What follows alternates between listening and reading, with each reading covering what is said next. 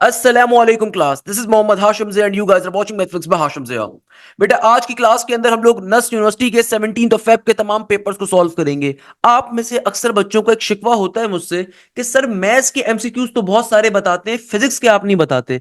सो भाई आज मेरे पास मेरे एक बड़े ब्रिलियंट स्टूडेंट का पेपर है जिस बच्चे ने माशाल्लाह से 50 से ज्यादा क्वेश्चंस फिजिक्स के शेयर करे हुए हैं। सो भाई ये आज की जो लेक्चर है ना, इसमें मैथ्स को भी डिस्कस करेंगे मगर फिजिक्स के 50 क्वेश्चन। फिजिक्स के फर्स्ट टाइम ये हुआ है कि भाई एक बच्चे ने इतने सारे क्वेश्चन याद करे और याद करके पेपर के बाद आके सारे लिख के हमें बताए हुए भी हैं। सो आज की क्लास के अंदर फिजिक्स के देखेंगे कि भाई कितने सारे क्वेश्चंस किस वैरायटी के क्वेश्चंस पूछे गए थे आज के दिन नस्ट के एग्जाम के अंदर। इसके अलावा मैथ्स के अंदर कैसे क्वेश्चंस आए, इंग्लिश के अंदर कैसे क्वेश्चंस आए, वो भी डिस्कस कर लेंगे। भाई दो चीजों का आपने ख्याल रखना है। आपका नस्ट का एग्जाम चाहे कल हो, चाहे परसों हो, चाहे आने वाले दिनों में हो, चाहे कराची के अंदर भी हो या कोयटा के अंदर हो या गिलगित वाली साइड के ऊपर हो, बेटा एक चीज का बड़ा ख्याल रखो। खुदारा पहले इंपॉर्टेंट टॉपिक्स को कवर करके जाओ। इंपॉर्टेंट टॉपिक्स एक कुछ ऐसे टॉपिक्स हैं जिनसे सबसे ज्यादा नस्ट का पोर्शन आता है। तो आपकी जितनी भी तैयारी है इन टॉपिक्स को एटलीस्ट ना छोड़ो। मेरे पास कल भी एक बच्चे का मैसेज आया हुआ था कि सर सारे टॉपिक्स कर लिए बस इंटीग्रेशन छोड़ दी। ऐसा ना करो बेटा। भाई मैथ्स के अंदर जो मोस्ट इंपॉर्टेंट तरीन टॉपिक्स हैं इनको लाजमी कवर अप कर लो। एक चेकलिस्ट बना लो अपने पास कि भाई ये टॉपिक्स आपने कवर कर लिए कि नहीं करे। फॉर एग्जाम्पल मैथ्स के अंदर रियल एंड कॉम्प्लेक्स नंबर, इसके क्वेश्चन चाहे कुछ भी हो जाए ना, चाहे कितना ही माठा पेपर क्यों ना हो, इसके क्वेश्चंस लाजमी तौर पे पूछे जाएंगे। रियल नंबर्स के, कॉम्प्लेक्स नंबर्स के, इनको लाजमी तौर के ऊपर कवर कर लो। रियल हो गया, कॉम्प्लेक्स नंबर हो गया, इसके क्वेश्चंस बहुत ज्यादा पेपर के अंदर हमारे पास पूछ जा रहे होते हैं।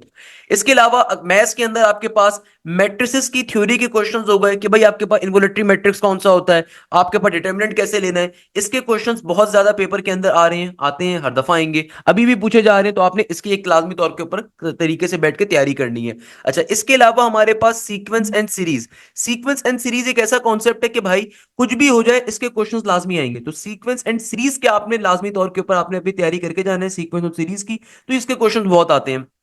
आपके पास ट्रिगोनोमेट्री।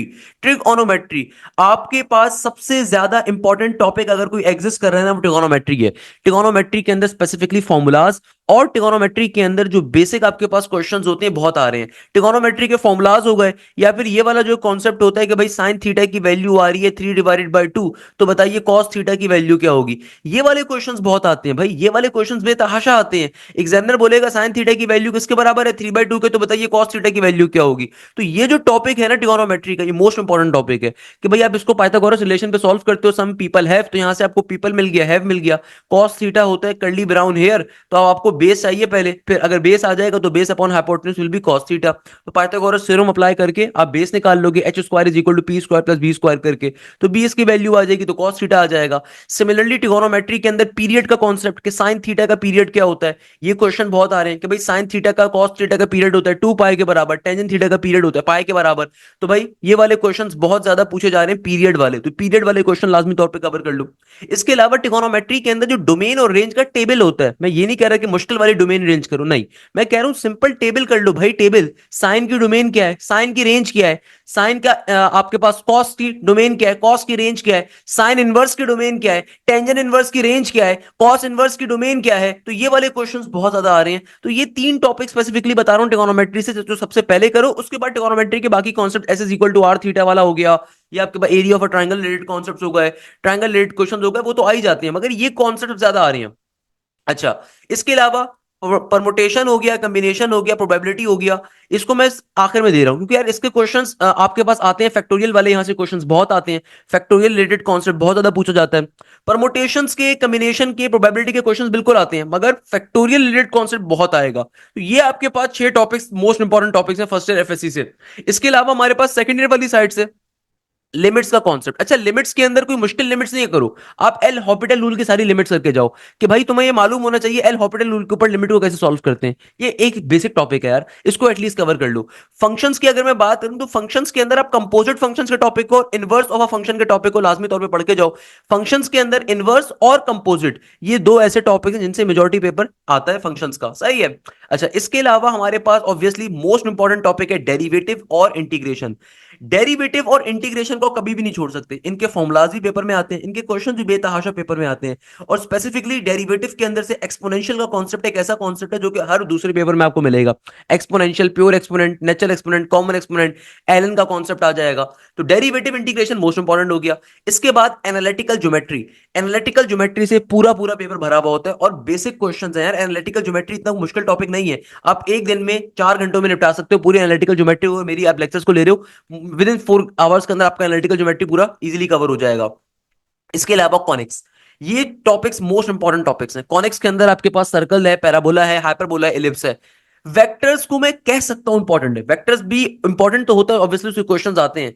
तो वेक्टर्स अगर टाइम अवेलेबल है तो वेक्टर्स भी कवर कर लो। स्केलर प्रोडक्ट के आपको मालूम होना चाहिए, स्केलर ट्रिपल प्रोडक्ट के कॉन्सेप्ट, क्योंकि वो आ रहा है वैल्यू में पैरेललोग्राम, उससे बहुत ज्यादा पूछा जा रहा है। इसके अलावा डॉट प्रोडक्ट, क्रॉस प्रोडक्ट निकालना आपको आना चाहिए एटलीस्ट, ये इतना कॉन्सेप्ट तो आपको आना चाहिए ना बेटा। तो ये वो मोस्ट इंपॉर्टेंट टॉपिक है जिनसे आपका पेपर फाउंड अप हो रहा है। तो भाई अगर आप मैथ्स की तरीके से तैयारी करना चाह रहे हो तो पहले कोशिश करो इस चेकलिस्ट के मुताबिक वर्किंग करो कि भाई ये टॉपिक्स आपके एटलीस्ट कवर होने चाहिए before you are going for your NET exam. उसके बाद सबसे ज्यादा जरूरी चीज है पास पेपर्स।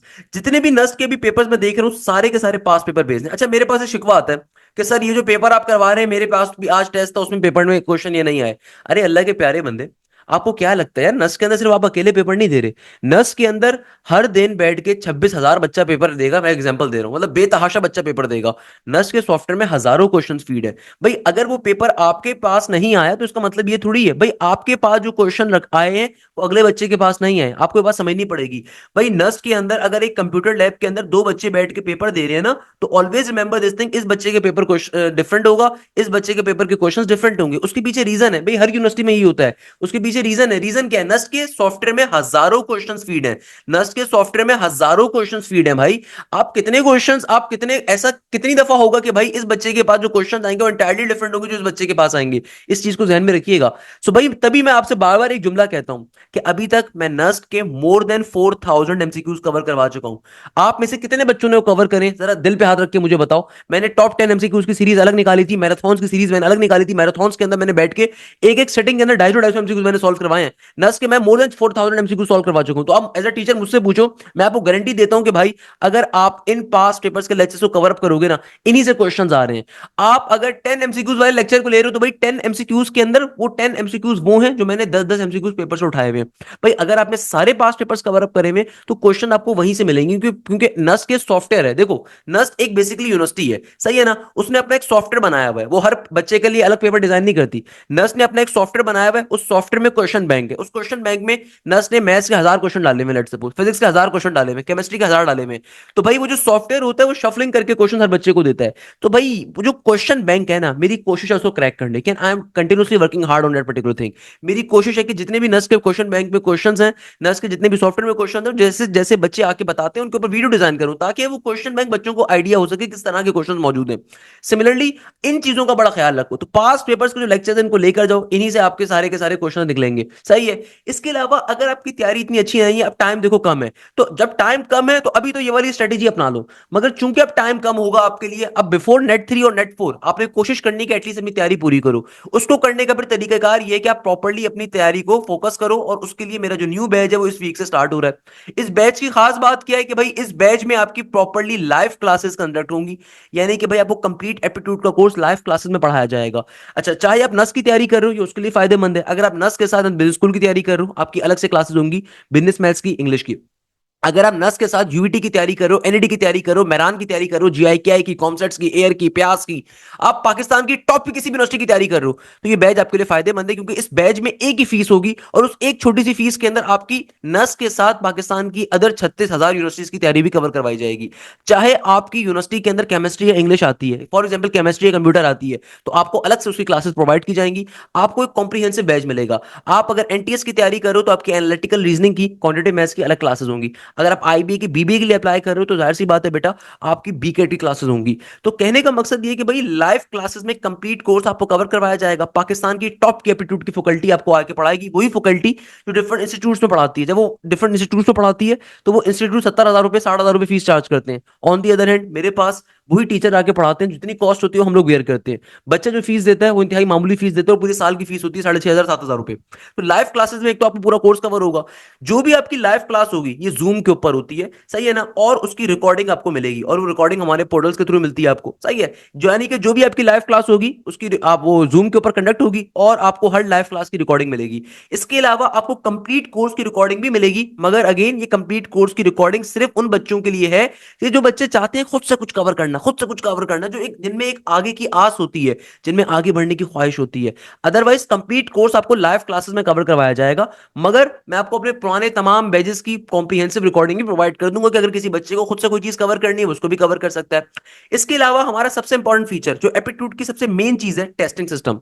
आपके प्रॉपर्ली टेस्ट कंडक्ट होते हैं बाइक वीकली, आपके प्रॉपर्ली टेस्ट कंडक्ट होते हैं जिसके अंदर तमाम पास पेपर्स के बेसिस को हम टेस्ट लेते हैं, और इन टेस्टों का पैटर्न सेम एडिटेड नस्ट जैसा होता है कि ऊपर टाइमर लगा हुआ है, और जिस तरीके से जीआईकेआई का टेस्ट हो रहा है, नस्ट का हो रहा है, एलईडी का हो रहा है, फास्ट का हो रहा है, सेम पैटर्न के ऊपर आपके टेस्ट कंडक्ट होते हैं। तो आपने तरीके से बैठ के इन टेस्टों को लाजमी तौर के ऊपर देना है, सही है। जब आप इन टेस्टों को दोगे, इससे फायदा क्या होगा, इससे फायदा ये होगा कि भाई आपकी तैयारी मजीद अच्छी से अच्छी हो जाएगी। ना सिर्फ ये आपको टेस्ट देने होंगे, बल्कि इन टेस्टों का आपको सोल्यूशन भी मिलेगा, यानी कि जो भी टेस्ट आप दोगे इनका वीडियो सोल्यूशन आपको प्रोवाइड किया जाता है कि इस टेस्ट में ये क्वेश्चन आया था, इसको सॉल्व वैसे करना है, इसको सॉल्व करने का तरीकेकार ये होता है। अच्छा, एक काम तो ये हो गया। इसके अलावा आपका कोर्स मल्टीपल टाइम्स कवर होगा। भाई लाइव क्लासेस के अंदर आपका course multiple time, before net 3 एक दफा कोर्स कवर होगा, फिर नेट 4 एक दफा कोर्स कवर होगा। यानी कि आप किसी भी इंस्टीट्यूट में जाते हो ना, वो आपसे फीस लेते हैं एक दफा कोर्स कवर करवाने की। आपकी जो फीस है ये अप टिल अगस्त तक की है, सितंबर तक की, यानी कि जब तक डिफरेंट यूनिवर्सिटीज के टेस्ट नहीं हो जाएंगे तब तक की होगी, सही है। पाकिस्तान की तमाम यूनिवर्सिटीज के जब तक टेस्ट नहीं हो जाएंगे तब तक ये आपका बैच वैलिड होगा। आपका मल्टीपल टाइम कोर्स कवर होगा। फॉर एग्जाम्पल नेट 3 के लिए एक बच्चा आया, अब नेट 3 के अंदर उसका कोर्स कवर हो गया, मगर अब जब वो फास्ट का टेस्ट दे रहा है जुलाई में, उसको कुछ याद ही नहीं आ रहा, उसको कुछ समझ में नहीं आ रहा, वो टेस्ट ही नहीं दे पा रहा, तो भाई आप जुलाई के लिए दोबारा से आप कोर्स को कवर अप कर सकते हो। मल्टीपल टाइम्स कोर्स आपका कवर अप हो रहा है। सेकंड नंबर के ऊपर सबसे इंपॉर्टेंट फीचर डाउट सेशंस का, कि भाई आप देखो हमारा सबसे इंपॉर्टेंट फीचर एक और होता है डाउट सेशंस का, कि आपके प्रॉपर्ली डाउट सेशंस कंडक्ट होते हैं, यानी कि लाइव क्लासेस के अंदर आपको प्रॉपर्ली टीचिंग करी जाती है, और उन लाइव क्लासेस के अंदर आपको तमाम की तमाम चीजें पढ़ाई जाती हैं। यानी कि भैया सिंपल वे में होता क्या है कि आपके डाउट सेशंस होते हैं, और उन डाउट सेशंस के अंदर आपको हर चीज तरीके से बैठ के आपके जो क्वेरीज होती है उनको आंसर किया जाता है। देखो लाइव क्लासेस के अंदर टॉप की फैकल्टी पढ़ाती है, आपको तमाम के तमाम कॉन्सेप्ट्स क्लियर करती है। डाउट सेशंस के अंदर क्या होता है कि भाई अगर आप प्रैक्टिस मटेरियल को सॉल्व कर रहे हो, कहीं पे फंसते हो, कोई प्रॉब्लम है, किसी पेपर को सॉल्व कर रहे हो, उसमें कोई क्वेश्चन में डिफिकल्टी है, तो वो आप फिर अपने डाउट सेशंस के अंदर पूछ सकते हो, और अगेन ये भी लाइव क्लासेस आपको मिलती हैं। तो भाई ये हमारे पास जो हमारा कोर्स होता है तकरीबन पूरे हफ्ते ही आपका फैला हुआ होता है। आपको जो शेड्यूल होता है, अगर आप व्हाट्सएप पे जब मैसेज करोगे तो आपको शेड्यूल वगैरह जब प्रोवाइड किया जाएगा, जब आप ग्रुप का हिस्सा बनोगे, तो भाई जो हमारी लाइव क्लासेस होती हैं वो मेन डेज के ऊपर होती है, यानी कि Friday Saturday Sunday. Doubt sessions हो गए हमारे, या हमारी दूसरी क्लासेस हो गई, वो पूरा वीक ही चल रही होती है। तो बच्चा पूरा वीक ही इंगेज होता है, और इस तरीके से इंगेज होता है कि भाई उसका ना कॉलेज डिस्टर्ब होगा ना उसका कोचिंग डिस्टर्ब होगा, वो तरीके से बैठ के तैयारी कर सकता है फुल फोकस होके। इसके अलावा सबसे इंपॉर्टेंट फीचर कि भाई आपको एक एक चीज प्रोवाइड की जाएगी, यानी कि प्रैक्टिस मटेरियल वगैरह सब हम प्रोवाइड करते हैं विद सॉल्यूशन। जो भी प्रैक्टिस मटेरियल होता है बेटा वो विद सॉल्यूशन आपको प्रोवाइड किया जाता है, यानी कि प्रैक्टिस मटेरियल के अंदर साथ में सॉल्यूशन भी अटैच होगा। सिमिलरली सबसे इंपॉर्टेंट फीचर जो एक और हमारा बड़ा खास है कि हमारे टॉपिकल पास्ट पेपर्स बड़े होते हैं। तो भाई टॉपिकल पास्ट पेपर्स यानी कि टीपीपीज, और ये टीपीपीज भी आपको विद सॉल्यूशन प्रोवाइड की जाती हैं। ये तमाम यूनिवर्सिटीज के जो पास्ट पेपर्स होते हैं वो कंबाइन होकर मिलते हैं। हमारा जो प्रैक्टिस मटेरियल है बेटा पाकिस्तान की टॉप की फैकल्टी प्रिपेयर करती है। हमारा अपना R&D डिपार्टमेंट है, रिसर्च एंड डेवलपमेंट, जो खुद बैठ के प्रैक्टिस मटेरियल को डिजाइन करता है, बनाता है, एंड देन उसको सॉल्यूशन उसको बना के आपको प्रोवाइड कर रहा है। तो ये प्रैक्टिस मटेरियल लाखों रुपए का जो हम आपको फ्री ऑफ कॉस्ट प्रोवाइड करते हैं, इसी 7,000 की फीस के अंदर टॉपिकल पास्ट पेपर्स आपको प्रॉपर्ली प्रिपेयर दिए जाते हैं, विद सॉल्यूशन आपको प्रोवाइड किए जाते हैं। सॉल्यूशन आपको देखना होता है, यानी कि अगर आप कहीं फंस रहे हो आपके पास सॉल्यूशन अवेलेबल है, वहां से भी देख सकते हो, नहीं तो डाउट सेशन के अंदर अपने क्वेश्चंस को आप इजीली पूछ सकते हो, कोई मसले की बात नहीं है। तो ये तमाम चीजें हम अपने बच्चों को प्रोवाइड करते हैं। लाइव क्लासेस भी जूम की ऊपर आपकी लाइव क्लासेस होंगी, जो लाइव क्लास होगी उसकी रिकॉर्डिंग मिलेगी। तो each and everything we will cover in our course, each and everything we will cover in course. मेरा न्यू बैच इस वीक से स्टार्ट हो रहा है, तो लाजमी तौर पे आप इस बैच को ज्वाइन कर सकते हैं। इस बैच को ज्वाइन करने की जो फीस है, तो बेटा इस बैच को ज्वाइन करने की इसलिए तरीकेकार इसमें बड़ा सिंपल सा है कि आप सिंपल तरीके से इस नंबर के ऊपर व्हाट्सएप करोगे। मेरा सिर्फ एक ही पर्सनल नंबर है 0303278505, मगर ये नंबर मेरे एडमिन के पास होता है, याद रखिएगा। इस नंबर पे कॉल शॉल नहीं करनी, इस नंबर पे सिंपल आपने व्हाट्सएप करना है, टीम आपको डिटेल्स वगैरह भेज देगी। अगर कोई सीरियस कंसर्न होगा तो आप लिखोगे, तो फिर टीम मुझे फॉरवर्ड कर देगी, तो मैं आपको जवाब दे दूंगा, सही है। तो ये मेरा सिंपल सा व्हाट्सएप नंबर है, इस नंबर के ऊपर आप बैच के रिलेटेड कोई भी क्वेरी वगैरह अपनी पूछ सकते हो। अल्हम्दुलिल्लाह अल्हम्दुलिल्लाह नस्ट के अंदर 170 प्लस का स्कोर मेरे कई बच्चों ने करा, एनईडी के अंदर अंदर पहली पोजीशन मेरे शागिर्दों की है लास्ट 6 ईयर से। आईबीए के अंदर पहली पोजीशन मेरे शागिर्दों की है। जीआईकेआई के अंदर पहली पोजीशन अल्हम्दुलिल्लाह मेरे शागिर्दों की है। अब्दुल रहमान फैसल का टॉप 20 के अंदर स्कोर था। 2023 के अंदर मुजम्मिल का 7वीं पोजीशन थी जीआईकेआई के अंदर, 100% स्कॉलरशिप पे बैठा हुआ है। हाजिक का आईबी की पहली पोजीशन थी। एनडी के अंदर रमीज कामरान हो, चाहे सिराजुल हक हो, चाहे आपके पास अलीशा नाज हो जिसने एनडी में 2023 में करी थी, चाहे मेरे पास जहरा बतूल जो 2022 की पोजीशन होल्डर थी, तो एनडी के अंदर बेतहाशा पोजीशन है। यूईटी के अंदर 300 प्लस का स्कोर अल्हम्दुलिल्लाह बेतहाशा बच्चों का होता है। एनटीएस कॉमसेट्स की पहली पोजीशन अल्हम्दुलिल्लाह अब्दुल अहद की है जो कि मेरा शागिर्द है। इसके अलावा आपके पास हर यूनिवर्सिटी के अंदर बेतहाशा बच्चे सक्सेसफुल रहते हैं, तैयारी करते हैं, मेहनत करते हैं। जो बच्चा मेहनत करेगा, देखो हमारा काम हर चीज प्रोवाइड करना है। जो स्टूडेंट मेहनत करेगा वो सक्सेसफुल होगा, मेरी ये मानना है। आप अगर मेहनत करोगे, मैं आपको गारंटी देता हूं कि बेटा आप आराम से कामयाबी हासिल करोगे, ये मेरा आपसे वादा है। अगर आपने मेहनत करी, मैं आपको गारंटी देता हूं इंशाअल्लाह आप इजीली कामयाब हो सकते हो। There is nothing to worry बेटा। अब देखो आज के फिजिक्स के पेपर के ऊपर मूव करेंगे। अल्हम्दुलिल्लाह एक बेतहाशा एक अच्छा बच्चा है जिसने अपने मोर देन 48 क्वेश्चन लिखकर आप लोगों के लिए शेयर करें। आज के दिन जब उसका टेस्ट था, उसने 48 क्वेश्चन जो उसके पेपर में आए थे, 60 में से भाई 50 के करीब क्वेश्चन बच्चे ने लिख के शेयर करे हैं। तो मैं इन तमाम क्वेश्चंस को आपके सामने पढ़ रहा हूं, सही है। इन तमाम क्वेश्चंस को आपके सामने डिस्कस कर रहा हूं, अपने पास नोट डाउन करती जाइए। देखिए कि फिजिक्स का पोर्शन नस्ट में किस तरीके से पूछा जा रहा है, फिजिक्स के पोर्शन के अंदर किस तरीके से नस्ट बच्चों के साथ खेल रहा है, किस तरीके से कॉन्सेप्ट्स आ रहे हैं, आपको सारी बातें समझ में आएंगी।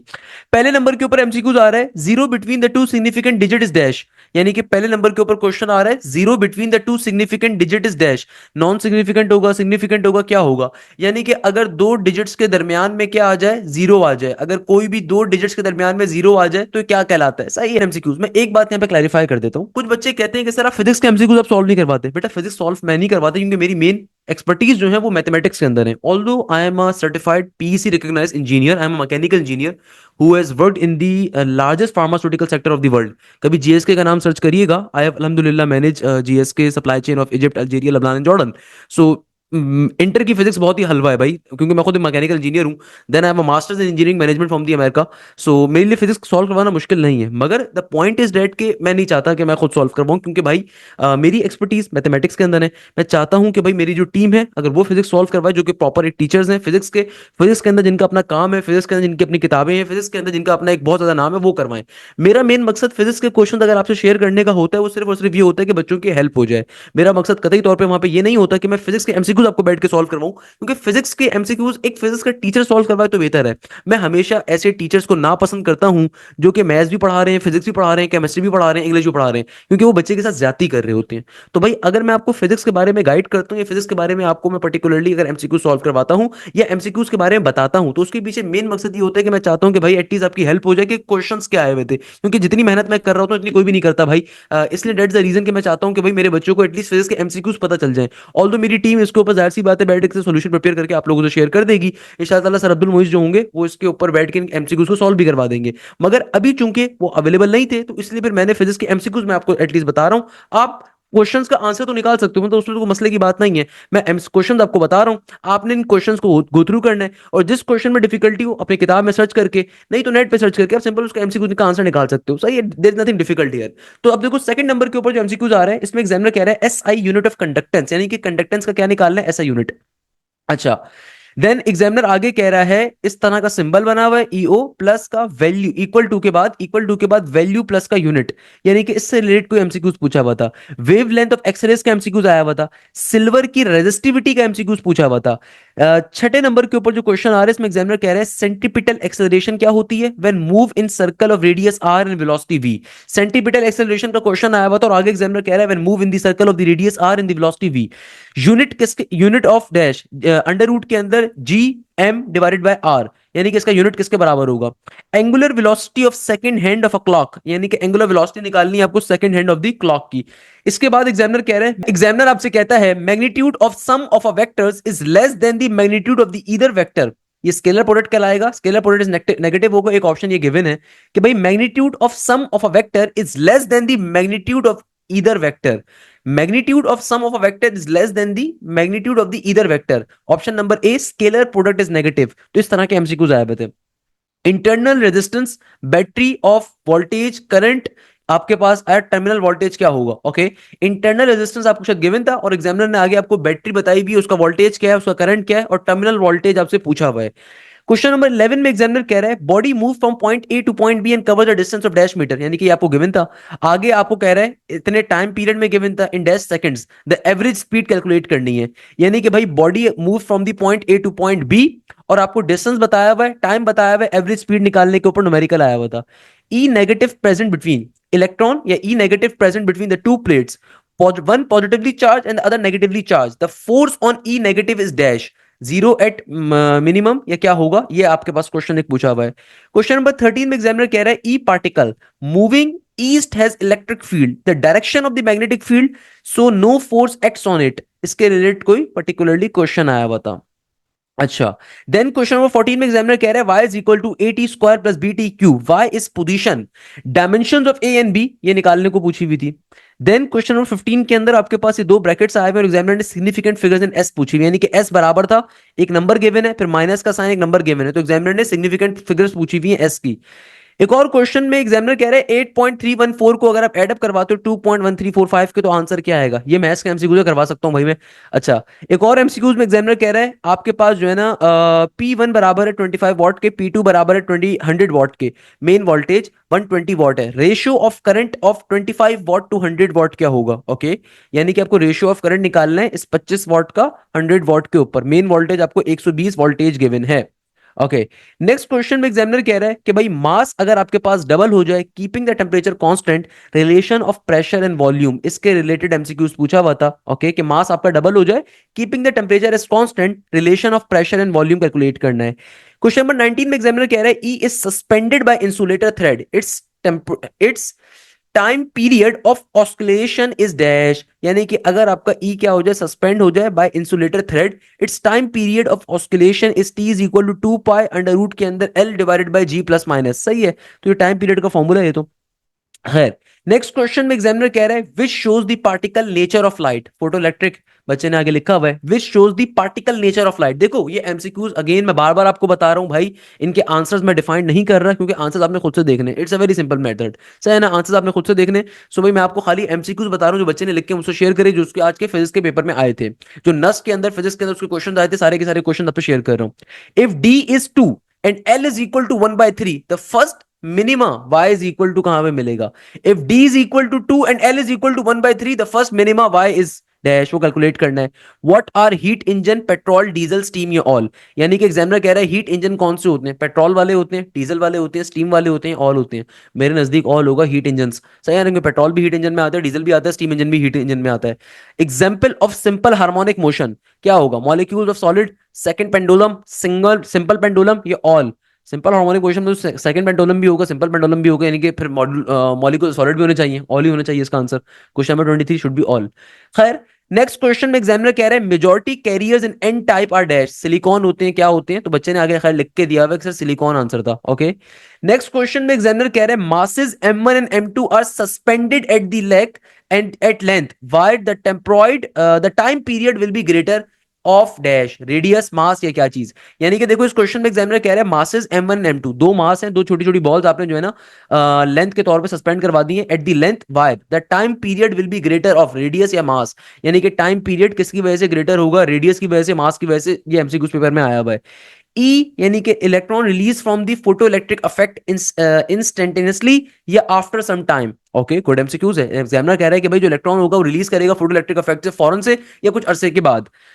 नेक्स्ट क्वेश्चन में एग्जामिनर कह रहे हैं 15 डिवाइडेड बाय 16 और 4s आपको गिवन था, हाफ लाइफ आपको कैलकुलेट करनी थी। 15/16 आई एम नॉट श्योर क्या चीज गिवन है, और 4s का डेटा गिवन है, 15/16 गिवन है, 4s गिवन है, आपको हाफ लाइफ कैलकुलेट करनी है, सही है, तो हाफ लाइफ का न्यूमेरिकल आया हुआ है। देन क्वेश्चन नंबर 28 के अंदर एग्जामिनर कह रहे हैं radioactive decay will be more if we dash, अगर हम क्या कर दें भैया, रेडियो एक्टिव डिके कब ज्यादा होगा, radio active decay will be more if V mass को इंक्रीज कर दें, क्या कर दें, वॉल्यूम डिक्रीज कर दें, जो भी ऑप्शंस गिवन है तो वो होगा, तो radio active decay related question. देखो एमसीक्यूज करवाने का बताने का मकसद ये नहीं है कि आप एटलीस्ट छापे मारो या रट के जाओ, इस तरह के कॉन्सेप्ट को एटलीस्ट पढ़ लो कि भाई इस तरह का क्वेश्चन आया हुआ रेडियो एक्टिव डिके का, सही है, तो बच्चे ने अपने हिसाब से पूरा सही क्वेश्चन लिखा हुआ है, मगर obviously that's the incomplete MCQs. तभी मैं आपसे क्या कह रहा हूं कि जो भी रेडियो एक्टिव डिके का एमसीक्यूज आ रहा है उसको एटलीस्ट कवर करके जाइएगा। आगे एग्जामिनर कह रहे हैं radioactive decay is not affected by pressure, volume, crystalline structure, यानी कि भाई रेडियो एक्टिव डिके किससे अफेक्ट नहीं होगा। नीचे चार ऑप्शंस गिवन थे, प्रेशर था, वॉल्यूम था, क्रिस्टलाइन स्ट्रक्चर था और एक और कोई ऑप्शन आ रहा था। x is equal to a sin omega t where omega t is dash amplitude या distance, ये बड़ी मशहूर डेरिवेशन थी फिजिक्स के अंदर।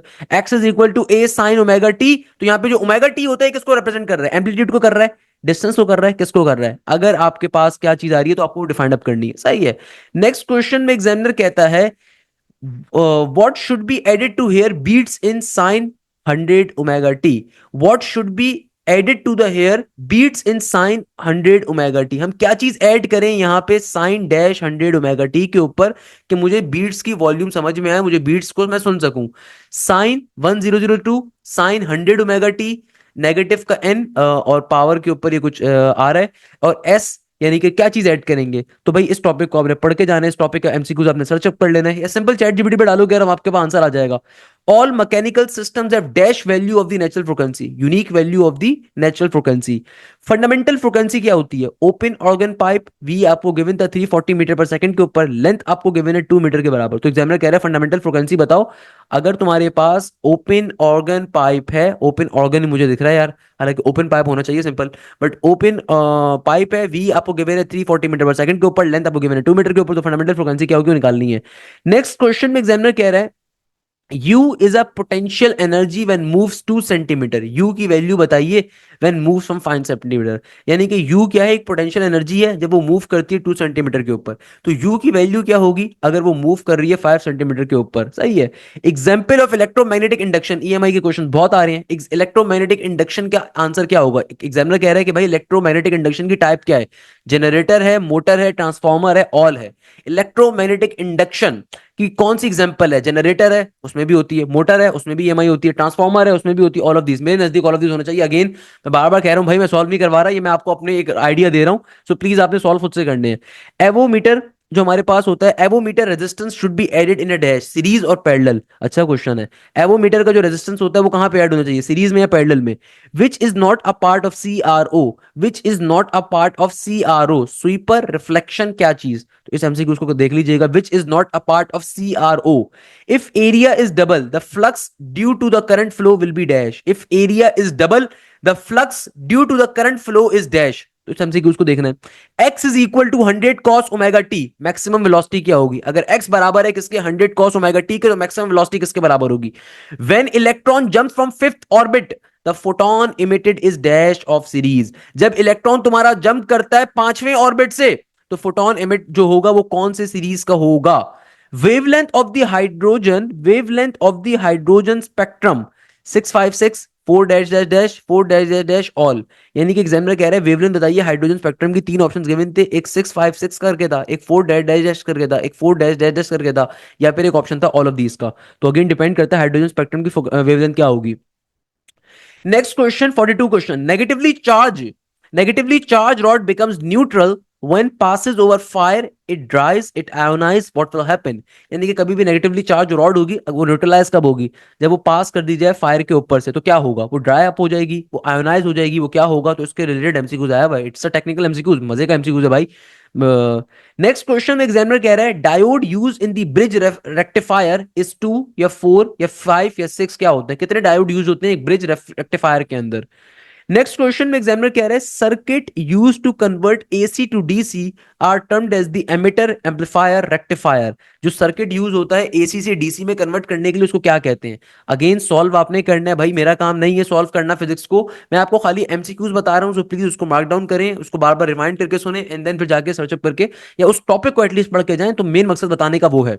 Inductor connected to the DC battery it stores energy charges, या क्या चीज होती है। इंडक्टर जो कनेक्ट होता है डीसी बैटरी के साथ it store the charges when, जब only when circuit is close, only when circuit is open, only when circuit is open and close, as long as switch is close A and B. यानी कि देखो examiner कह रहे हैं inductor जो connect होता है डीसी बैटरी के साथ वो चार्ज को स्टोर कब करेगा, जब सर्किट क्लोज होगा, जब सर्किट ओपन होगा, as long as the switch is close या ए एंड बी, तो ये आपको देखना है। नेक्स्ट क्वेश्चन में एग्जामिनर कह रहा है इन white light the colour has the longest wavelength, यानी कि किस कलर की लॉन्गेस्ट वेवलेंथ होती है विप ग्योर के अंदर, I guess in white light the colour has the किस which colour has the longest wavelength, वो बताना है आपको। एफ यानी कि एफ की वैल्यू बतानी है, अगर आई आपको 100 गिवन है बीटा आपको 0.5t गिवन है, वी आपको 0.03 गिवन है। एफ की वैल्यू क्या होगी अगर आई 100 है, बी 0.5t है और वी बराबर है 0.0t के। तो इस तरह का कोई एमसीक्यूज पूछा हुआ था कि भाई एफ बराबर है F, I don't know what is F, F is इधर फ्रीक्वेंसी और समथिंग लाइक दैट। आई बराबर है 100 के, बीटा बराबर है 0.5t के, वी बराबर है 0.03 के। नेक्स्ट क्वेश्चन में एग्जामिनर कह रहे हैं the advantage of the Carnot engine, heat from cold to hot reservoir, convert या फिर convert into work, all of these. तो इस तरह के क्वेश्चन आए हुए थे, कार्नोट इंजन की एडवांटेज पूछा हुआ था कार्नोट इंजन का। देखो एमसीक्यूज बताने का मकसद क्या है, एमसीक्यूज बताने का आपको डायरेक्टली रट्टे लगवाना नहीं है बेटा एमसीक्यूज के। आपको खाली टॉपिक भी अगर क्लियर हो रहा है ना, you can just learn those particular topics, you can just go through those topics. तो भाई अब देखो यहाँ पे ऑप्शन समझ में नहीं आ रहे, हमें बिल्कुल भी समझ में नहीं आ रहे। बच्चे ने, बड़ी बात है कि बच्चे ने हमें सारे एमसीक्यू शेयर करे यार, बहुत बड़ी बात है, मेरी तरफ से बहुत सारी दुआएं बेटा आपके लिए कि आपने एटलीस्ट टाइम निकाल के आने वाले बच्चों के लिए मेहनत करी है। मगर देखो अब बहुत से जो बच्चे वो बोल रहे होंगे सर समझ में नहीं आ रहा। अरे भाई तो आप रट्टे क्यों मार रहे हो, आप एटलीस्ट टॉपिक का नेम पढ़ो ना। क्वेश्चन क्या आया हुआ है, एडवांटेज ऑफ कार्नोट इंजन के ऊपर, तो आप उसको बैठ से गो थ्रू कर लो, तो आपको वैसे एमसीक्यूज पता चल रहा है। अब नीचे क्या लिखा है वो समझ में नहीं आ रहा कि heat from cold to hot reservoir and convert into work, पहला एक ऑप्शन है, दूसरा ऑप्शन ऑल ऑफ दीज है, बाकी दो ऑप्शन नहीं है। तो आसान तरीका क्या है कि भाई आप टॉपिक का नेम आपने पढ़ा कि एडवांटेज ऑफ कार्नोट इंजन का क्वेश्चन आया हुआ है, तो आपने उसको गो थ्रू कर लिया। जैसे यहाँ पे आया हुआ है इन white light the colour has the longest wavelength, किस कलर की लॉन्गेस्ट वेवलेंथ होती है, इस टॉपिक को आप अलग से पढ़ सकते हो कि भाई विप गियर के अंदर किसकी क्या वेवलेंथ होती है, आपको आइडिया हो जाएगा सबसे लॉन्गेस्ट किसकी है, स्मॉलेस्ट किसकी है। जैसे यहाँ पे देखो inductor connected to a DC battery का कॉन्सेप्ट आया हुआ है कि चार्ज स्टोर कब करता है, जब सर्किट क्लोज होगा, जब सर्किट ओपन होगा, जब खाली सर्किट क्लोज होगा तब, as long as switch is close तब। तो भाई ये आप टॉपिक को एटलीस्ट पढ़ सकते हो ना, टॉपिक इंडक्टर का कि भी वो कब होता है। Diode use in the bridge rectifier क्या होगा, तो आपने इस टॉपिक को पढ़ लिया कि भाई इसमें कितने डायोड यूज हो रहे हैं, आपको आइडिया हो गया। तो मेन मकसद ये एमसीक्यूज बताने का क्या है कि एटलीस्ट आपको ये आइडिया हो सके फिजिक्स में किस तरह के एमसीक्यूज आए हैं। और मेरे नजदीक फिजिक्स के नस के एमसीक्यूज बड़े तगड़े अब आने लग गए हैं, पहले जमाने में इतने नहीं मुश्किल थे, अब आहिस्ता आहिस्ता नस अपने लेवल को इंक्रीज कर रहा है। तो भाई ये मोर देन 48 एमसीक्यूज थे जो मैंने आपको सॉल्व करवाए बेटा। यानी कि ये वो तमाम के तमाम एमसीक्यूज थे जो कि आज फिजिक्स के पेपर में पूछे गए थे। तो खुदारा इनकी बहुत अच्छे तरीके से आपने प्रैक्टिस करनी है। ये भाई इतने कोई मुश्किल एमसीक्यूज नहीं है। अगर आप बैच का हिस्सा हैं तो आपको सर बिलाल जिया ने जो लेक्चर्स दिए हुए हैं, जो सर बिलाल जिया ने लेक्चर्स आपको लाइव क्लासेस में कवर करवाए हैं, एक एक चीज आपको ऑलरेडी पढ़ाई भी है, एक एक चीज सर बिलाल जिया ने आपको ऑलरेडी कवर अप करवाई भी है। सो भाई लाजमी तौर के ऊपर आप लेक्चर्स को गो थ्रू करें, लाइव क्लासेस को अगर आप ले रहे हैं तो भाई आपको ये तमाम कॉन्सेप्ट ऑलरेडी क्लियर करवाए हुए हैं। I will try my best कि मैं अपनी फैकल्टी सर अब्दुल मोइज से पूछ कहूं कि भाई उनका सोल्यूशन भी रेडी कर दें ताकि वो बच्चों की मजीद हेल्प हो जाए। मगर एक चीज ध्यान में रखिएगा, ये तमाम कॉन्सेप्ट्स आपको ऑलरेडी कवर करवाए हुए। डेट्स द रीजन कि अल्हम्दुलिल्लाह 160 प्लस का स्कोर, 170 प्लस का स्कोर, 140 प्लस का स्कोर बेतहाशा बच्चे वैसे ही कर रहे हैं। भाई नस के नेट नंबर 1 के अंदर जो है ना, अल्हम्दुलिल्लाह 171 का स्कोर मेरे पास ऑलरेडी आ चुका है। नस के नेट नंबर 1 के अंदर 171 का स्कोर शहीद ने ऑलरेडी करा हुआ है। नस के नेट नंबर 1 के अंदर 157 का स्कोर अब्दुल मुजम्मिल ने ऑलरेडी करा हुआ है। नस के नेट नंबर 2 के अंदर अब्दुल मोइज ने ऑलरेडी 172 का स्कोर किया हुआ है। बेतहाशा बच्चों ने 160 प्लस का स्कोर या 150 प्लस का स्कोर ऑलरेडी करा हुआ है। सो भाई अल्हम्दुलिल्लाह अल्हम्दुलिल्लाह कोई तो रीजन है कि बेतहाशा बच्चा जब पढ़ता है आगे तरीके से तो वो बहुत इजीली चीजों को कैप अप भी करता है, चीजों को तरीके से समझता भी है, पढ़ता भी है। तो आपने भी ये कोशिश करनी है कि आप चीजों को लाजमी तौर पे कवर अप करो, पढ़ो। आपको ये तमाम के तमाम एमसीक्यूज ऑलरेडी सॉल्व करवाए हुए। और अगर आपने अभी तक बैच नहीं ज्वाइन करा हुआ तो मेक इट श्योर कि न्यू बैच जो मेरा इस वीक से स्टार्ट हो रहा है इसको लाजमी तौर पे ज्वाइन करें। इस बैच का सबसे बड़ा फायदा ही आपको ये मिलेगा कि इस बैच में आपको एक एक चीज बहुत डिटेल में पढ़ाई जाएगी, आपको कंप्लीट कॉन्सेप्ट और डिटेल के अंदर प्रोवाइड किए जाएंगे। इस बैच का जो सबसे बड़ा आपको फायदा मिलेगा उसमें यह होगा कि भाई आपकी तमाम यूनिवर्सिटीज की तैयारी कवर करवाई जाएगी, लाइव क्लासेस के अंदर पाकिस्तान की टॉप की फैकल्टी आपको पढ़ाएगी। तो आपने इस चीज का बहुत ज्यादा ख्याल रखना है कि आप इधर नस की तैयारी कर रहे हो, फास्ट की, यूईटी की, कॉमसेट्स की, जीआईकेआई की, एनईडी की, मेहरान की, आईबीए की,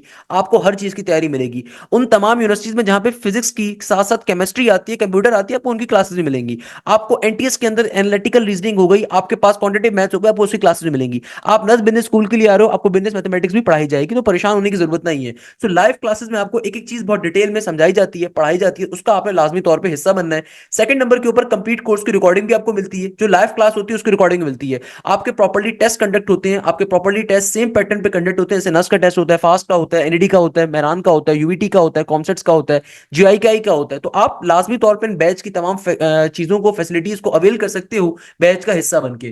खैर आज के इंग्लिश के एमसीक्यूज के ऊपर अगर मैं बात करूं तो भाई मेरे पास नस बिजनेस स्कूल का भी पेपर आया। और इस पेपर के अंदर बच्चे ने बताया है कि सर मेरे इंग्लिश के अंदर सुनोनियम्स काफी सारे आए हुए थे, सुनोनियम्स आए हुए थे। एक सुनोनियम बच्चे ने बताया कि सर इंग्लिश के अंदर जो मेरा सुनोनियम आया हुआ था, ये आया हुआ था पेरल के ऊपर या पर्ल के ऊपर। देन मेरे पास एक और वर्ड आ रहा था, इस वर्ड का भी सुनोनियम पूछा हुआ था, ये वर्ड है BEAU।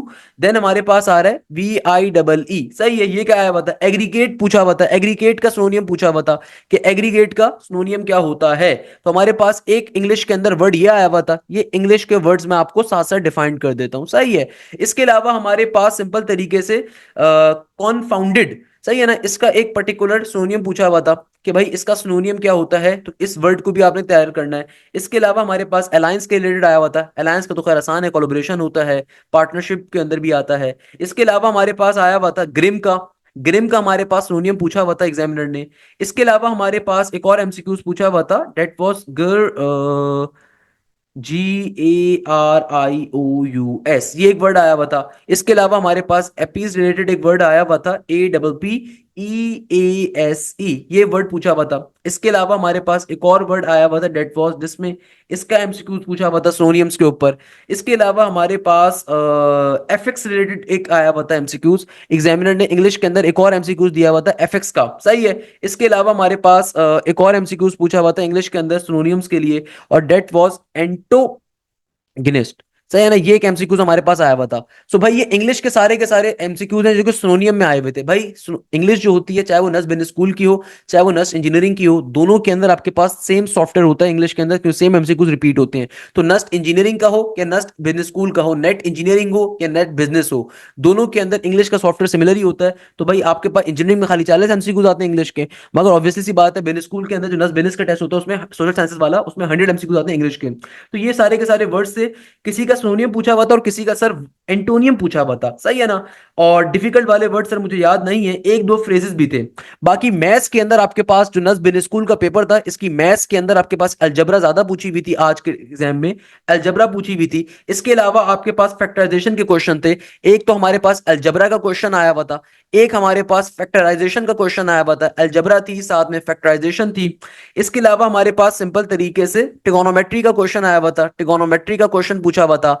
रेशोज रिलेटेड क्वेश्चंस पूछे हुए थे कि भैया रेशो का कॉन्सेप्ट पूछा हुआ था। इसके अलावा हमारे पास वेटेड एवरेज का क्वेश्चन आया हुआ था, यानी कि एवरेज रिलेटेड एमसीक्यूज पूछा हुआ था, सही है। इसके अलावा हमारे पास ज्योमेट्री के ऊपर एमसीक्यूज पूछे हुए थे, ज्योमेट्री रिलेटेड एमसीक्यूज भी पेपर में आए हुए थे। इसके अलावा हमारे पास मैट्रिसेस से 1 से 2 एमसीक्यूज पूछे हुए थे, तो मैट्रिसेस का टॉपिक भी हमारे पास मैथ्स के अंदर एनबीएस में आया हुआ था, सही है। बाकी सेट्स के क्वेश्चन भी आ रहे थे, प्रोबेबिलिटी के क्वेश्चन भी पूछे हुए थे। तो ये सारे के सारे हमारे पास नस बिन स्कूल का जो टेस्ट हुआ था उस टेस्ट के अंदर एग्जामिनर ने पूछे थे। तो ये हमारे पास ओवरऑल नस बिन स्कूल का आज का पेपर था कि नस बिन स्कूल के पेपर के अंदर मैथ्स के पोर्शन में इन टॉपिक से ज्यादा क्वेश्चंस पूछे हुए थे। और अगर मैं आप लोगों से इंजीनियरिंग का पेपर शेयर करूं, जो नस इंजीनियरिंग का पेपर था, आइए। अच्छा बेटा, अब फाइनली हम लोग मैथ्स के पोर्शन के ऊपर मूव करेंगे कि आज के टेस्ट के अंदर मैथ्स के क्या क्वेश्चंस पूछे गए। आज के टेस्ट के अंदर सबसे बेहतरीन क्वेश्चन जो मैथ्स का आया वो ये वाला क्वेश्चन था। एग्जामिनर कहता है अ bag contain 3 red 2 green and 5 blue marbles, you draw 2 marbles one after the another with the replacement, what is the probability that the 2 marbles drawn are of different colors। यानी कि बेटा इस question में examiner आपसे क्या कह रहा है, एग्जामिनर कहता है कि भाई तुम्हारे पास एक बैग है, उस बैग के अंदर आपके पास रेड मार्बल्स कितने आ रहे हैं, 3 आ रहे हैं, सही है। आपके पास ग्रीन मार्बल्स कितने आ रहे हैं 2, और हमारे पास 5 क्या आ रहे हैं, ब्लू मार्बल्स आ रहे हैं। जरा लॉजिक को पिक करो, लॉजिक बड़ी इंटरेस्टिंग है। एग्जामिनर कह रहे हैं कि भाई तुम्हारे पास एक बैग है, उस बैग में 3 रेड मार्बल्स हैं, 2 के करीब ग्रीन मार्बल्स हैं, 5 ब्लू मार्बल्स हैं। आपको करना क्या है, आपको 2 मार्बल्स को ड्रॉ करना है, यानी कि उस बैग से आपने पहले एक मार्बल निकालना है, फिर दूसरा मार्बल निकालना है, मगर रिप्लेसमेंट क्या है, आपको अलाउ है, रिपीटेशन क्या है, आपको अलाउ है। What is the probability that the 2 marbles drawn are of different colours, यानी कि इस बात की प्रोबेबिलिटी निकालो कि जो 2 मार्बल्स होंगे ना, ये दोनों के दोनों डिफरेंट कलर्स के होंगे। यानी कि फॉर एग्जांपल मैंने आंखें बंद करके बैग में हाथ डाला, तो पहला मार्बल जो आया वो रेड आया, दूसरा मार्बल जो आया वो ग्रीन आया। एक केस ये बन सकता है, या फिर एक केस ये बनेगा पहले ग्रीन आया फिर रेड आया, या फिर पहले ब्लू आ गया फिर ग्रीन आ गया, या फिर मेरे पास एक मार्बल आ गया रेड, एक आ गया मेरे पास ब्लू, सही है। बात समझ में आ रही है, मल्टीपल केसेस हो सकते हैं, पहले ब्लू आ गया फिर मेरे पास आ गया सिंपल ग्रीन। यानी कि भाई एग्जामिनर क्या कह रहे हैं, कितने केसेस ऐसे होंगे, क्या प्रोबेबिलिटी होगी इस बात की कि तुमने बैग में हाथ डाला, तुमने बैग में हाथ डाला तो पहला जो मार्बल निकाला और जो दूसरा मार्बल निकाला वो दोनों डिफरेंट कलर्स के हों। एग्जामिनर की लॉजिक की बात समझ में आ रही है, क्वेश्चन की लॉजिक। अब देखो, अगर तो आप इस तरीके से केसेस सोचते जाओगे ना तो बहुत सारे केसेस बन जाएंगे, तो आपने ये वाला काम नहीं करना, ये मुश्किल काम है। हमने क्या करना है, इसका एक सिंपल मेथड है, इसको सॉल्व करने का आसान मेथड है। आसान मेथड क्या है कि भाई वाइस वर्सा मेथड, कि भाई मैं क्या करता हूं, मैं सबसे पहले सेम कलर के मार्बल्स निकालने की प्रोबेबिलिटी निकाल लेता हूं। कि भाई मैं सबसे पहले क्या काम करता हूं कि सेम कलर के मार्बल आने की जो प्रोबेबिलिटी है ना वो निकाल लेता हूं, और उसको फिर टोटल प्रोबेबिलिटी में से माइनस करवा लेता हूं। भाई आप लोगों ने लाजमी तौर पे फॉर्मूला पढ़ा होगा, successful events of a probability plus unsuccessful events of a probability is always equal to one, क्योंकि दुनिया में जो हाईएस्ट प्रोबेबिलिटी होती है वन होती है। तो भाई अगर मैं किसी तरीके से सक्सेसफुल इवेंट्स की प्रोबेबिलिटी निकाल लूं और फिर उसको वन में से माइनस करवा दूं, तो अपोजिट प्रोबेबिलिटी मेरे पास आ जाएगी ना। नॉर्मल सा केस है भाई, सक्सेसफुल इवेंट्स की प्रोबेबिलिटी और अनसक्सेसफुल इवेंट्स की प्रोबेबिलिटी किसके बराबर होती है, वन के बराबर होती है। तो भाई अगर हम सबसे पहले सेम कलर का मार्बल निकालने की प्रोबेबिलिटी निकालें और फिर उसको वन में से माइनस करवा दें, तो डिफरेंट कलर्स के मार्बल आने की प्रोबेबिलिटी आ जाएगी। ये ज्यादा आसान मेथड है एज कंपेयर टू कि आप बैठ के केसेस डिजाइन करो कि पहले ग्रीन हो फिर ब्लू हो फिर ब्लू हो फिर रेड हो फिर रेड हो फिर ग्रीन हो। ये नंबर ऑफ केसेस आपके आ जाएंगे बहुत सारे, आपको समझ में नहीं आना। आसान तरीका क्या है, सेम कलर के ऊपर। तो ऐसे क्वेश्चंस को टैकल करने का तरीका क्या होता है कि आप हमेशा आसान चीज पे फोकस करो, तो आसान चीज की प्रोबेबिलिटी निकालो, उसको वन में से माइनस करवाओ, तो अपोजिट साइड की प्रोबेबिलिटी आ जाएगी। तो भैया देखो, अगर मुझे रेड यानी कि भैया चूंकि हमें दो मार्बल्स को ड्रॉ करना है, तो सबसे पहले हम क्या करेंगे, सेम कलर के मार्बल्स दोनों आने की प्रोबेबिलिटी निकालेंगे, रेड में भी ग्रीन में भी ब्लू में भी। तो अगर मैं रेड के अंदर सेम कलर के मार्बल्स आने की प्रोबेबिलिटी निकालूं, तो देखो बेटा हमारे पास टोटल कितने मार्बल्स हैं, ये तीन आपके रेड के हैं, दो ग्रीन के हैं और पांच ब्लू के हैं। तो टोटल मार्बल्स ये कितने बन गए, 10। सही है ना, 10 बन गए। प्रोबेबिलिटी का फॉर्मूला क्या होता है, selected event divided by total event. सही है। अब अगर मुझे रेड के अंदर रेड मार्बल्स, अगर मेरे दोनों के दोनों मार्बल्स रेड हो, मुझे इस बात की केस निकालना है, तो क्या होगा, जाहिर सी बात है मेरे टोटल रेड कितने मार्बल्स हैं, 3, और टोटल नंबर ऑफ मार्बल्स कितने हैं, 10। तो यानी कि पहला मार्बल आने की प्रोबेबिलिटी क्या होगी, 3/10 की। चूंकि यहां पे देखो दो मार्बल्स एक साथ निकालने हैं, तो ये मल्टीप्लीकेशन लॉ ऑफ प्रोबेबिलिटी बनता है, तो यहां पे मल्टीप्लीकेशन का सिंबल लगाओगे। अब जो दूसरा मार्बल आप निकालोगे, चूंकि क्वेश्चन में रिप्लेसमेंट अलाउ है, रिपीटेशन अलाउ है, तो यानी कि आपके नेक्स्ट इवेंट के ऊपर फर्क नहीं पड़ेगा पिछले इवेंट का। तो यानी कि अभी भी रेड मार्बल्स कितने होंगे, 3, और टोटल नंबर ऑफ मार्बल्स कितने हैं, 10। तो यानी कि इसका आंसर क्या आ गया, 3 3 9 डिवाइडेड बाय 10 इंटू 10 100 के बराबर। यानी कि रेड के दोनों सिमिलर मार्बल्स निकालने की प्रोबेबिलिटी होगी 9/100 की। सिमिलरली ग्रीन के, अब मैं जाऊंगा ग्रीन के ऊपर, कि भाई ग्रीन के अंदर अगर सेम मार्बल निकालने हैं तो उसकी प्रोबेबिलिटी क्या होगी। देखो टोटल ग्रीन मार्बल्स कितने हैं, 2, टोटल नंबर ऑफ मार्बल्स कितने हैं, 10। तो पहला उसका केस आ गया, यानी कि पहला मार्बल अगर मैं ग्रीन का निकालता हूं, तो भाई उसका प्रोबेबिलिटी क्या है, 2/10 की। और दूसरा मार्बल भी ग्रीन हो, उसकी प्रोबेबिलिटी क्या होगी, अगेन देखो ग्रीन के अंदर आपके पास क्या है, दो मार्बल्स हैं और टोटल नंबर ऑफ मार्बल्स कितने हैं, 10। तो 2 multiply by 2 divided by 10 into 10, ये बन जाएगा 2 2 4 डिवाइडेड बाय 100 के बराबर। यानी कि अगर तो दोनों मार्बल्स ग्रीन कलर के होंगे तो उसकी प्रोबेबिलिटी क्या है, 4/100 की। सिमिलरली हम अब जाएंगे ब्लू मार्बल्स के ऊपर, कि यानी कि अगर दोनों मार्बल्स ब्लू की हो तो उसकी प्रोबेबिलिटी क्या होगी। भाई उसकी प्रोबेबिलिटी क्या होगी, देखो 5, ब्लू कितने मार्बल्स हैं, 5, और टोटल नंबर ऑफ मार्बल्स कितने हैं, 10। सही है। तो पहला वाला अगर मार्बल ब्लू का होगा तो उसकी प्रोबेबिलिटी क्या है, 5/10 की। और अगर दूसरा वाला मार्बल भी ब्लू का होगा, उसकी प्रोबेबिलिटी क्या है, अगेन 5/10 की। तो 5 इंटू 5 ये बन गया 25, और 10 इंटू 10 ये बन गया 100 के बराबर। यानी कि इस तरीके से हम लोगों ने सेम कलर के आने की प्रोबेबिलिटी निकाल ली, मगर हमें क्या चाहिए, हमें टोटल प्रोबेबिलिटी चाहिए। अभी देखो, अभी आपने इंडिविजुअल रेड कलर के दोनों मार्बल्स अगर होंगे उसकी प्रोबेबिलिटी निकाल ली, ग्रीन कलर के अगर दोनों मार्बल्स होंगे उसकी प्रोबेबिलिटी निकाल ली, ब्लू कलर के अगर दोनों मार्बल्स होंगे उसकी प्रोबेबिलिटी निकाल ली। अब हम निकालेंगे टोटल प्रोबेबिलिटी। कैसे निकालेंगे भैया, कैसे निकालते हैं, सिंपल इंडिविजुअल ग्रुप्स को आपस में एडअप करवा दीजिए। तो ये बन गया 9/100 प्लस का, ये बन गया 4/100, ये बन गया प्लस का 25/100। तो क्या बन गया, नीचे 100 का 100 एज इट इज, 25 में 9 को डालोगे ये बन जाएगा 34, 34 में 4 को ऐड करोगे तो ये बन जाएगा आपके पास सिंपल तरीके से किसके बराबर, 38 के बराबर। किसके बराबर आ जाएगा, 38 के बराबर। तो यानी कि देखो 38/100, अच्छा 38/100 को एक और तरीके से लिख सकते हो, कैसे, देखो कभी भी लिखा हुआ हो ना 4/10, 4/10 का मतलब क्या होता है भाई, 0.4। क्यों, क्योंकि देखो अगर कभी भी डिवीजन में आपके पास 10 आ रहा है, 100 आ रहा है, 1000 आ रहा है, तो नीचे डिवीजन जितने जीरो आ रहे होते हैं ना, अगर आप उसको रिमूव करते हो तो ऊपर राइट हैंड साइड से आप उतने डेसिमल्स को एडअप कर देते हो, यानी कि राइट हैंड साइड के बाद उतने डिजिट के बाद डेसिमल आता है। तो यहाँ पे देखो मेरे पास आ रहे हैं 38/100, दो जीरो आ रहे हैं, तो राइट हैंड साइड से मैं दो डिजिट के बाद क्या लगा दूंगा, डेसिमल। तो ये क्या बन गया, 0.38। यानी कि देखो 0.38 कौन सी प्रोबेबिलिटी, अब जरा पहले लॉजिक को समझो। 0.38 ये वो प्रोबेबिलिटी है, 0.38 ये वो प्रोबेबिलिटी है कि अगर कभी भी दुनिया के अंदर एग्जामिनर आपसे कहता है कि भाई तुम्हें क्या करना है, तुम्हें सेम कलर के दो मार्बल्स चाहिए, तो भाई टोटल कितने केसेस होंगे सेम कलर के, यानी कि टोटल क्या प्रोबेबिलिटी होगी सेम कलर के दो मार्बल्स आने की, 0.38 के बराबर। तो यानी कि हमने सबसे पहले क्या काम कर लिया, अगर एग्जामिनर मुझसे कहता है कि भाई सेम कलर के दो मार्बल्स तुम्हें चाहिए, रिपीटिशन अलाउड है, और तुम्हारे पास टोटल मार्बल 10 गिवन है, रेड के 3 है, ग्रीन के 2 हैं, ब्लू के 5 हैं, तो भाई क्या प्रोबेबिलिटी होगी कि अगर दोनों के दोनों मार्बल्स सेम कलर के हों? उसका आंसर आ गया 0.38। मगर हमें 0.38 निकालना ही नहीं था, हमें तो भैया डिफरेंट कलर की प्रोबेबिलिटी चाहिए थी, डिफरेंट कलर की। तो भाई वो कैसे निकालें? अरे भाई हमें ये बात मालूम है, दुनिया के अंदर टोटल प्रोबेबिलिटी क्या होती है, 1 के बराबर। तो अगर मैं 1 में से इस अनसक्सेसफुल इवेंट की प्रोबेबिलिटी को क्या करवा दूं, माइनस करवा दूं, तो अल्टीमेटली मेरे पास सक्सेसफुल इवेंट की प्रोबेबिलिटी आ जाएगी, जो दूसरी प्रोबेबिलिटी है। यानी कि देखो ये वो प्रोबेबिलिटी है मेरे पास कि जो मुझे डिफाइन कर रही है कि भाई अगर तुम दो मार्बल्स निकालते हो रैंडमली, तो वो दोनों के दोनों सेम कलर के होंगे, ये उसकी प्रोबेबिलिटी है। तो अगर मैं टोटल प्रोबेबिलिटी में से इसको माइनस करवा दूंगा, तो मेरे पास अपोजिट प्रोबेबिलिटी आ जाएगी कि भाई डिफरेंट कलर्स की प्रोबेबिलिटी क्या होगी, वो सारी की सारी आ जाएगी। तो भाई 1 माइनस 0.8 कैसे करोगे भाई, 1 के साथ कुछ भी नहीं है, तो दो डॉट के बाद जीरो लगा दो डेसिमल के बाद। तो मुझे क्या करवाना है, 0.38 को इससे सब्ट्रैक्ट। तो भाई 1 में से ये गया, यहाँ पे आ गया 9, यहाँ पे आ गया 10, 10 में से 8 निकालोगे क्या बचेगा, 2 बचेगा, 9 में से 3 निकालोगे क्या बचेगा, 6 बचेगा, डेसिमल का डेसिमल, जीरो का जीरो। तो ये बन गया 0.62 के बराबर। तो आपका आंसर क्या आ गया, 0.62। 0.62 का क्या मतलब है, 0.62 का मतलब है कि भैया सिंपल तरीके से ये वो प्रोबेबिलिटी है कि अगर आप दो मार्बल्स को रैंडमली सेलेक्ट करते हो, तो दोनों मार्बल्स डिफरेंट कलर के होने चाहिए।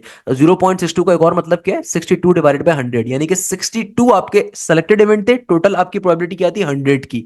यानी कि बेटा इसका मतलब ये है कि 62 आपके सेलेक्टेड इवेंट से, अगर आप डिफरेंट कलर वाले कॉन्सेप्ट्स के ऊपर जाते हैं ना, पहले उसके ऊपर सिंप्लीफाई करते हैं, आपको 62 केसेस बनाने पड़ते हैं एक तरीके से, यानी कि 62 उसका आंसर आ रहा है, यानी कि वो आपके लिए बहुत डिफिकल्ट हो जाता। तो सॉल्व करने का आसान तरीका क्या है कि पहले आपने अनफेवरेबल इवेंट की प्रोबेबिलिटी निकाली, फिर उसको फेवरेबल इवेंट के ऊपर सिंप्लीफाई कर लिया, इस तरीके से आपका फाइनल आंसर आ गया। ऑप्शन में चेक कर लो, 0.64 करीब तरीन आंसर आ रहा है, ये करेक्ट आंसर होगा इस क्वेश्चन का। ये क्वेश्चन आज पेपर्स के अंदर पूछा गया था। अच्छा, इसके अलावा इंजीनियरिंग के अंदर एक और क्वेश्चन जो आज पेपर में आया था, बड़ा इंटरेस्टिंग क्वेश्चन था। एग्जामिनर कह रहा था ई की पावर में ln अंडर रूट के अंदर एक्स स्क्वायर प्लस का 4x। ये क्वेश्चन आज नस के एग्जाम के अंदर आया था। देखो इस क्वेश्चन को सॉल्व करने का तरीकेकार क्या है, ये क्वेश्चन किस पैटर्न के ऊपर सॉल्व होगा। इस क्वेश्चन को सॉल्व करने का तरीका ये है कि अक्सर बच्चे इसमें कंफ्यूज हो जाते हैं, मेजॉरिटी बच्चे क्या करते हैं, इस क्वेश्चन को गलत सॉल्व करते हैं। वो यहाँ पे नेचुरल एक्सपोनेंट का फॉर्मूला अप्लाई कर देते हैं। देखो नेचुरल एक्सपोनेंट का फॉर्मूला यहाँ पे कभी भी अप्लाई नहीं होगा। अक्सर लोगों को ये बात नहीं मालूम होती कि बेटा जो ई होता है ना, ई होता है एक कांस्टेंट, यूलर्स नंबर कहलाता है, जिसकी स्पेसिफिक वैल्यू होती है 2.712 की। अगर कभी भी एलन आ जाए, एलन क्या होता है, एलन होता है बेटा हमारे पास एक ऐसा लॉग जिसकी बेस में ई आ रहा हो। ऑलवेज रिमेंबर दिस थिंग, ई और एलन एक दूसरे का क्या होते हैं, इनवर्स होते हैं। ई और एलन एक दूसरे का क्या होते हैं, इनवर्स होते हैं। कभी भी दुनिया में अगर ई की पावर में एलन आ रहे हैं, दोनों एक दूसरे को काट देते हैं, तो ये सिंपल वन बन जाता है। ई की पावर में कभी भी एलन आ रहा है, दोनों एक दूसरे को क्या कर देते हैं, कैंसिल आउट। ये वाला टॉपिक बहुत पेपर में आजकल आ रहा है, और ये आज भी पेपर में एमसीक्यूज आया। तो अगर इसका डेरिवेटिव निकालना है आपको, तो कैसे निकालोगे इसका डेरिवेटिव, भाई ई की पावर में एलन जो है वो कट जाएगा, सिंपल आपके पास क्या बचा, सिंपल आपके पास बचा अंडर रूट के अंदर एक्स स्क्वायर प्लस का 4x। इसका डेरिवेटिव कैसे लोगे, स्क्वायर रूट का डेरिवेटिव लेने की शॉर्टकट सर हाशिम ने आपको सिखाई हुई है। सिंपल तरीके से 1/2 लिखोगे, जो भी स्क्वायर रूट का फंक्शन आ रहा है उसको एज इट इज नीचे वाले 2 के साथ लिखोगे, इसको एज इट इज नीचे वाले 2 के साथ लिखोगे, लिख दिया। ऊपर जाओगे, मल्टीप्लीकेशन का सिंबल, अब रूट के अंदर जो टर्म्स आ रही है इनका डेरिवेटिव लोगे। एक्स स्क्वायर का डेरिवेटिव होगा 2x के बराबर, प्लस के 4x का डेरिवेटिव होगा प्लस के 4 के बराबर। फर्दर सिंप्लीफाई करना है, फर्दर सिंप्लीफाई कर दो, ऊपर से 2 कॉमन ले लीजिए आप, तो क्या बन जाएगा ब्रैकेट के अंदर, ये बन जाएगा x प्लस का 2। नीचे डिवीजन में आ रहा है 2 का 2, अंडर रूट के अंदर एक्स स्क्वायर प्लस का 4x, 2 से 2 कट गया, तो मेरा फाइनली आंसर क्या आ जाएगा, ये आ जाएगा x प्लस का 2 डिवाइडेड बाय रूट के अंदर एक्स स्क्वायर प्लस का 4x। ये मेरा फाइनल आंसर आ गया इस तरीके। आज के हमारे नस के इंजीनियरिंग के अंदर जो मैथ्स के अंदर एक क्वेश्चन आया, और ये क्वेश्चन बिजनेस स्कूल में भी आ सकते हैं, ट्रिगोनोमेट्री का क्वेश्चन है। एग्जामिनर आपसे कह रहे हैं x की वैल्यू बताइए अगर आपके पास इक्वेशन आ रही है ट्रिगोनोमेट्रिक फॉर्म के अंदर 2 sin square x is equal to sin x। तो बेटा इस क्वेश्चन को सॉल्व कैसे करोगे, भाई इस क्वेश्चन को सॉल्व करने की लॉजिक क्या है, अगर मुझे x की वैल्यू निकालनी है तो तमाम टर्म्स को हम लोग एक साइड के ऊपर शिफ्ट कर देंगे। तो ये क्या बन जाएगा, 2 sin स्क्वायर x माइनस का sin x इक्वल टू के बाद 0। यहां से हम सिंपल तरीके से अगर sin x को कॉमन ले लें, तो ब्रैकेट के अंदर क्या बचेगा, ब्रैकेट के अंदर बचेगा हमारे पास सिंपल 2 sin x माइनस का 1 इक्वल टू के बाद 0 का 0। अब चूंकि देखो ये दो फैक्टर्स बन गए, हमेशा याद रखिएगा, बहुत सारे बच्चे क्या करते हैं, गलत कॉन्सेप्ट का इस्तेमाल करते हैं कि भाई सर यहाँ पे जो टर्म मल्टीप्लाई हो रही है वहां पे जाकर 0 से डिवाइड होकर खत्म हो जाएगी। नहीं बेटा, फैक्टर्स, कभी फैक्टर्स का मतलब होता है अगर वेरिएबल फॉर्म हो रहा है, वेरिएबल क्रिएट हो रहा है, तो कभी भी वेरिएबल इक्वल टू के दूसरी तरफ जाकर 0 से डिवाइड होकर खत्म नहीं होगा, बल्कि हम क्या करते हैं, बारी बारी फैक्टर्स को 0 के बराबर कंसीडर करते हैं। तो एक वैल्यू आ जाएगी sin x is equal to 0, दूसरी वैल्यू आ जाएगी आपके पास 2 sin x माइनस का 1 इक्वल टू 0। तो भाई सिंपल तरीके से अगर मुझे x की वैल्यू चाहिए तो साइन को दूसरी तरफ भेजूंगा तो x की एक वैल्यू क्या आ जाएगी, साइन इनवर्स जीरो के बराबर। और हमें बात मालूम है साइन इनवर्स जीरो क्या होता है, जीरो के बराबर होता है। यानी कि एक एंगल जो आपके पास आ गया वो आ गया जीरो का, यानी कि आपके पास x की वैल्यू क्या आ गई, जीरो के बराबर। और हम सबको ये बात मालूम है कि भैया हमारे पास sine zero is also equal to zero, सही है ना, बेसिक चीज है। अच्छा, यहां से हमारे पास दूसरी x की वैल्यू क्या आ सकती है कि देखो नेगेटिव का वन जब दूसरी तरफ जाएगा तो ये बन जाएगा ऑब्वियसली पॉजिटिव का वन। टू मल्टीप्लाई हो रहा है, वहां पे जाके क्या हो जाएगा, डिवाइड हो जाएगा, तो साइन एक्स की वैल्यू आ जाएगी वन डिवाइडेड बाई टू। तो साइन को दूसरी तरफ भेजेंगे तो एक्स की वैल्यू क्या आ जाएगी, एक्स की वैल्यू आ जाएगी sine inverse one by two के बराबर। Sine inverse one by two क्या होता है, we all know this particular thing कि एक्स की वैल्यू क्या आ गई, sine inverse one by two. और sine inverse one by two बराबर होता है 30 डिग्री के। तो यानी कि आपका एक एंगल होगा जीरो के बराबर, एक एंगल होगा 30 डिग्री के बराबर। ये इस क्वेश्चन का सिंपल सी लॉजिक थी। आपको एक्स की वैल्यू कैलकुलेट करनी है, सिंप्लीफाई करवाओगे आंसर आ जाएगा, क्या मुश्किल बात है इसके अंदर। इसी तरीके से पेपर में एक क्वेश्चन और पूछा हुआ था, ये मगर नस बिन स्कूल की मैथ्स में आया था। एग्जामिनर कह रहा है टू की पावर नाइन है और नीचे आपके पास आ रहा है टू की पावर सेवन, तो बताइए आंसर क्या होगा। भाई बेसिक मैथ्स का क्वेश्चन है, कैसे सॉल्व करोगे, बेसिक सर्च इंडेक्सेस का क्वेश्चन है कि भाई ऊपर टू की पावर नाइन आ रही है, देखो नीचे वाली टर्म को जब नीचे से ऊपर भेजोगे तो ऊपर जाके क्या बन जाएगा, टू की पावर में नेगेटिव का सेवन। चूंकि दुनिया में कभी भी दो टर्म्स मल्टीप्लाई हो रही हो, बेसिस सेम हो, तो पावर्स क्या हो जाती है आपस में ऐड, तो नाइन माइनस का सेवन करवाओगे तो क्या बन जाएगा, नौ में से सात को निकालोगे तो दो बचेगा, तो आपके पास सिंपल तरीके से आंसर क्या होगा, फोर के बराबर। ये इस क्वेश्चन का सिंपल सा आंसर था, डेट्स द लॉजिक है, क्या मुश्किल बात है इसके अंदर। ठीक है, हमारे पास एक और क्वेश्चन जो है नस्ट में पूछा गया था, इसमें एग्जामिनर कहता है कि भाई वन प्लस का कॉट स्क्वायर थीटा किसके बराबर होता है, वन प्लस का कॉट स्क्वायर थीटा किसके बराबर होता है, always remember this thing, one plus का कॉट स्क्वायर थीटा किसके बराबर होता है, ये बराबर होता है कोसेक स्क्वायर थीटा के।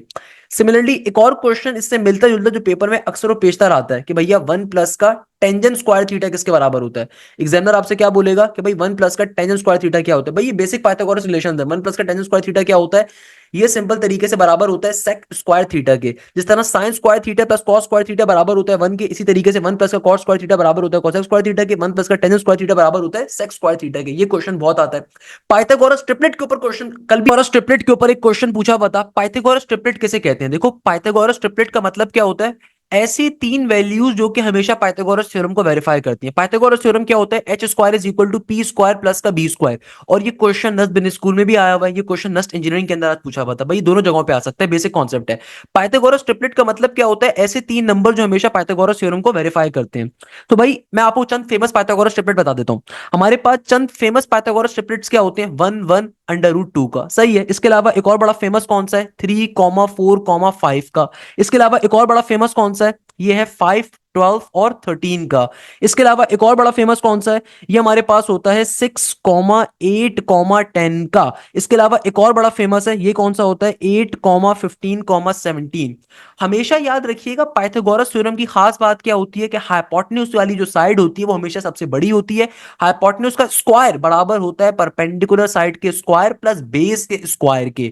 So always remember this thing, these are the very famous Pythagoras triplets. इसका मतलब क्या है कि देखो आपकी एक साइड जो है ना ये सबसे बड़ी है as compare to the remaining two sides के। तो भाई इनमें से कोई भी एक प्रूफ करके चेक कर लेते हैं, जैसे कि ये वाला पाइथागोरस ट्रिपलेट है, यानी कि आप बड़ी वाली वैल्यू को कहां डालोगे, हाइपोटेन्यूज के अंदर फाइव का स्क्वायर, परपेंडिकुलर या बेस में से किसी को भी सिलेक्ट कर लो, थ्री और फोर दोनों तो ऐड ही हो रही है ना। तो देखो थ्री का स्क्वायर क्या होता है नाइन, फोर का स्क्वायर होता है सोलह, सही है, फाइव का स्क्वायर होता है पच्चीस। तो दोनों चीजें एक दूसरे को वेरीफाई करनी चाहिए। तो यानी कि ऐसे तीन नंबर जो कि पाइथागोरस थ्योरम को वेरीफाई करते हैं, they are termed as the Pythagoras triplets. तो इसके क्वेश्चन पूछे जाते हैं सिंपल तरीके से, आपको चार ऑप्शंस गिवन होंगे, एग्जामिनर बोलेगा which of the following is a Pythagoras triplet, which of the following verifies the Pythagoras theorem.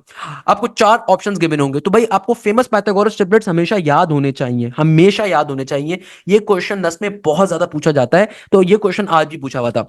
अच्छा, इसके अलावा एक और क्वेश्चन जो नस के अंदर आज आया वो था राइट आइसोसेलेस ट्राइंगल का। अब बहुत सारे बच्चों को नहीं पता होगा ट्राइंगल्स की डिफरेंट तरह की टाइप्स होती हैं, तो भाई आपको ट्राइंगल्स की सारी टाइप्स मालूम होनी चाहिए। तो भाई राइट आइसोसेलेस ट्राइंगल क्या होता है, अब बहुत सारे बच्चे बोलेंगे सर ये सुना सुना सा लग रहा है मगर याद नहीं है। देखो एक सिंपल सी चीज ध्यान में रखिएगा, हमारे पास ज्योमेट्री के अंदर ट्राइंगल्स का कॉन्सेप्ट बहुत आता है, चाहे वो नस बिजनेस स्कूल हो चाहे वो नस इंजीनियरिंग हो। तो भाई आपके पास एक ट्राइंगल होता है, उसको हम कहते हैं स्केलिन ट्राइंगल। स्केलिन ट्राइंगल का मतलब क्या होता है, एक ऐसा ट्राइंगल जिसकी कोई भी साइड बराबर ना हो, एक ऐसा ट्राइंगल जिसकी तीनों की तीनों साइड्स क्या हो, डिफरेंट हो, उसको हम कहते हैं scalene triangle. While isosceles triangle का मतलब क्या होता है, अगर कभी भी लफ्ज आता है ना आइसोसेलेस ट्राइंगल, तो भाई आइसोसेलेस ट्राइंगल के मायने होते हैं ऐसा ट्राइंगल जिसकी कोई भी दो साइड्स आपस में बराबर हो, सही है ना, एक ऐसा ट्राइंगल जिसकी कोई भी दो साइड्स आपस में बराबर हो, और तीसरी साइड क्या हो, डिफरेंट, उसको कहा जाता है आइसोसेलेस ट्राइंगल। अच्छा, एक कॉन्सेप्ट और है, अगर दो साइड्स बराबर होंगी तो उनके रिस्पेक्टिव एंगल्स भी बराबर होते हैं। या फिर बहुत दफा एग्जामिनर बोल देगा कि भाई अगर दो एंगल्स बराबर हैं तो ऐसे ट्राइंगल को क्या बोलेंगे। रिमेंबर दिस थिंग, अगर दो साइड्स बराबर होंगी तो उनकी रिस्पेक्टिव एंगल्स भी बराबर होते हैं हमेशा। अच्छा, सिमिलरली हमारे पास एक और कॉन्सेप्ट क्या होता है, इक्विलेटरल ट्राइंगल।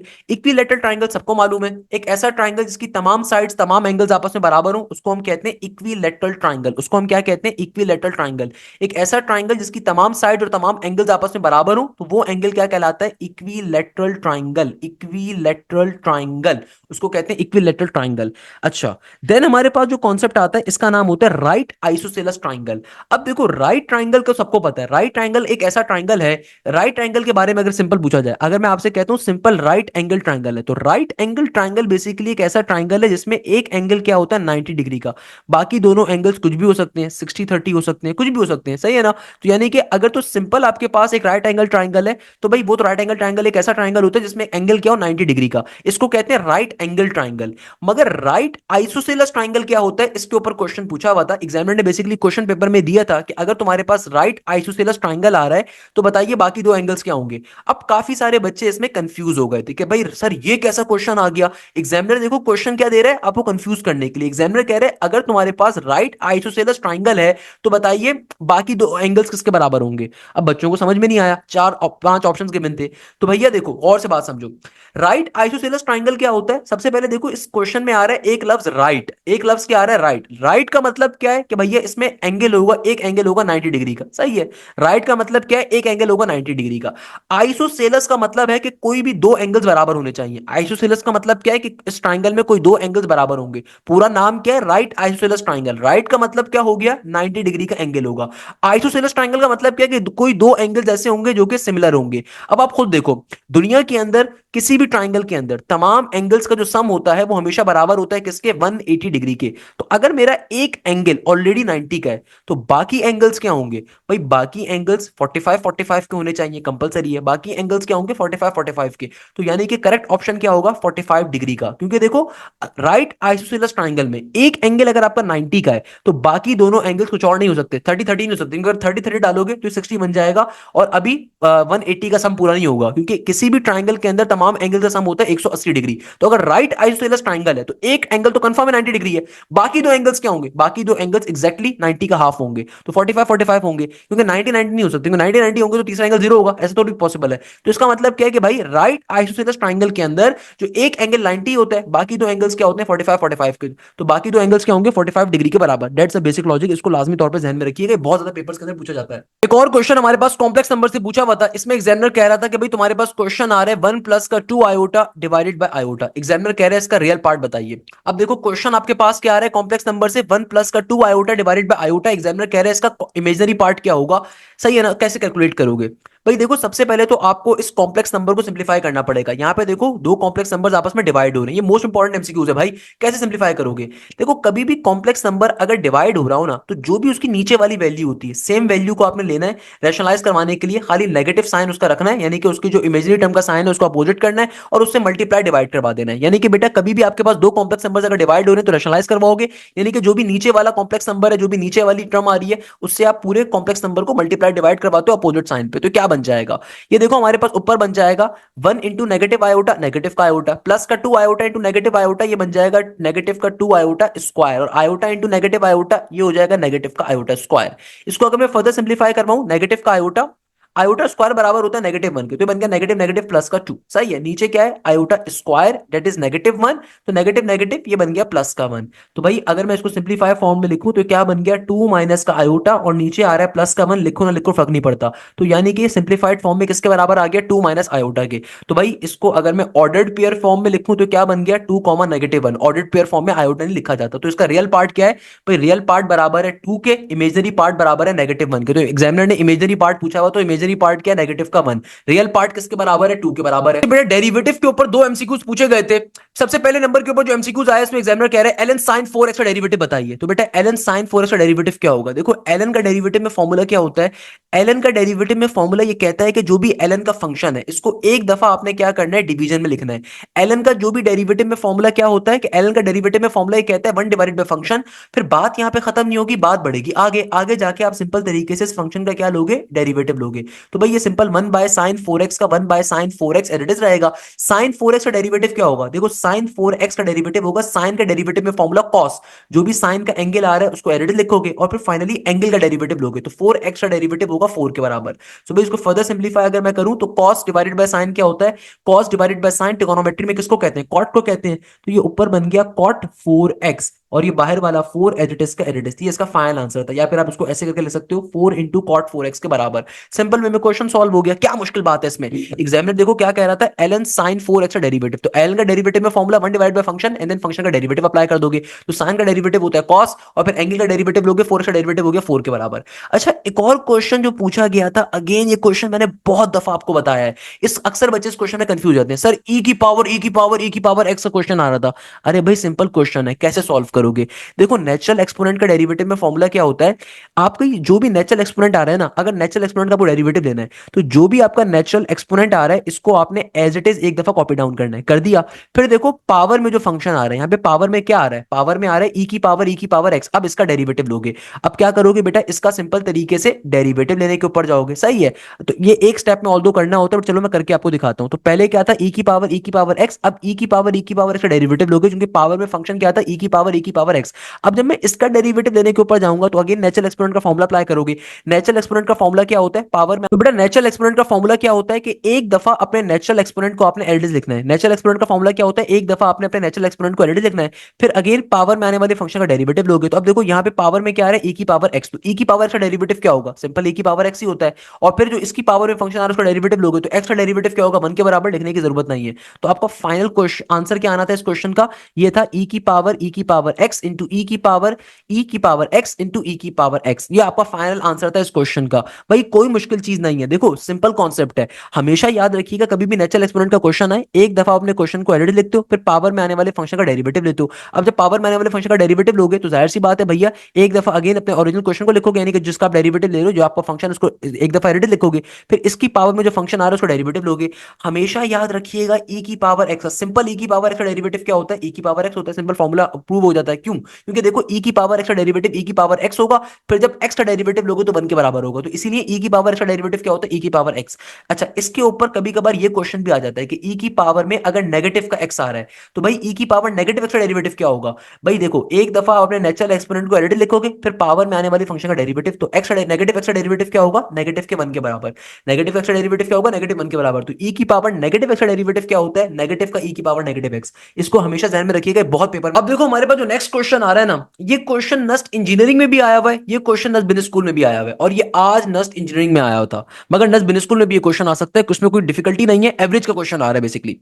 देखो एग्जामिनर यहाँ पे क्या क्या रहा है, एग्जामिनर कहते हैं the average salary of a group of employees is $85। When a new employee with a salary of $50 joins, the average salary decreases to $80. How many employees were there before the new employee joined?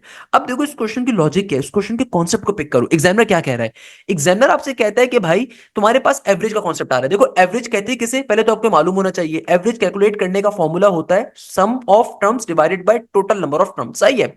Examiner कह रहे हैं average salary of a group of employ is $85, यानी कि जब तक कोई बंदा नहीं आया हुआ था उस वक्त तक एवरेज सैलरी क्या थी, $85 थी, ओके। यानी कि एवरेज सैलरी आपको गिवन थी $85 की, ओके।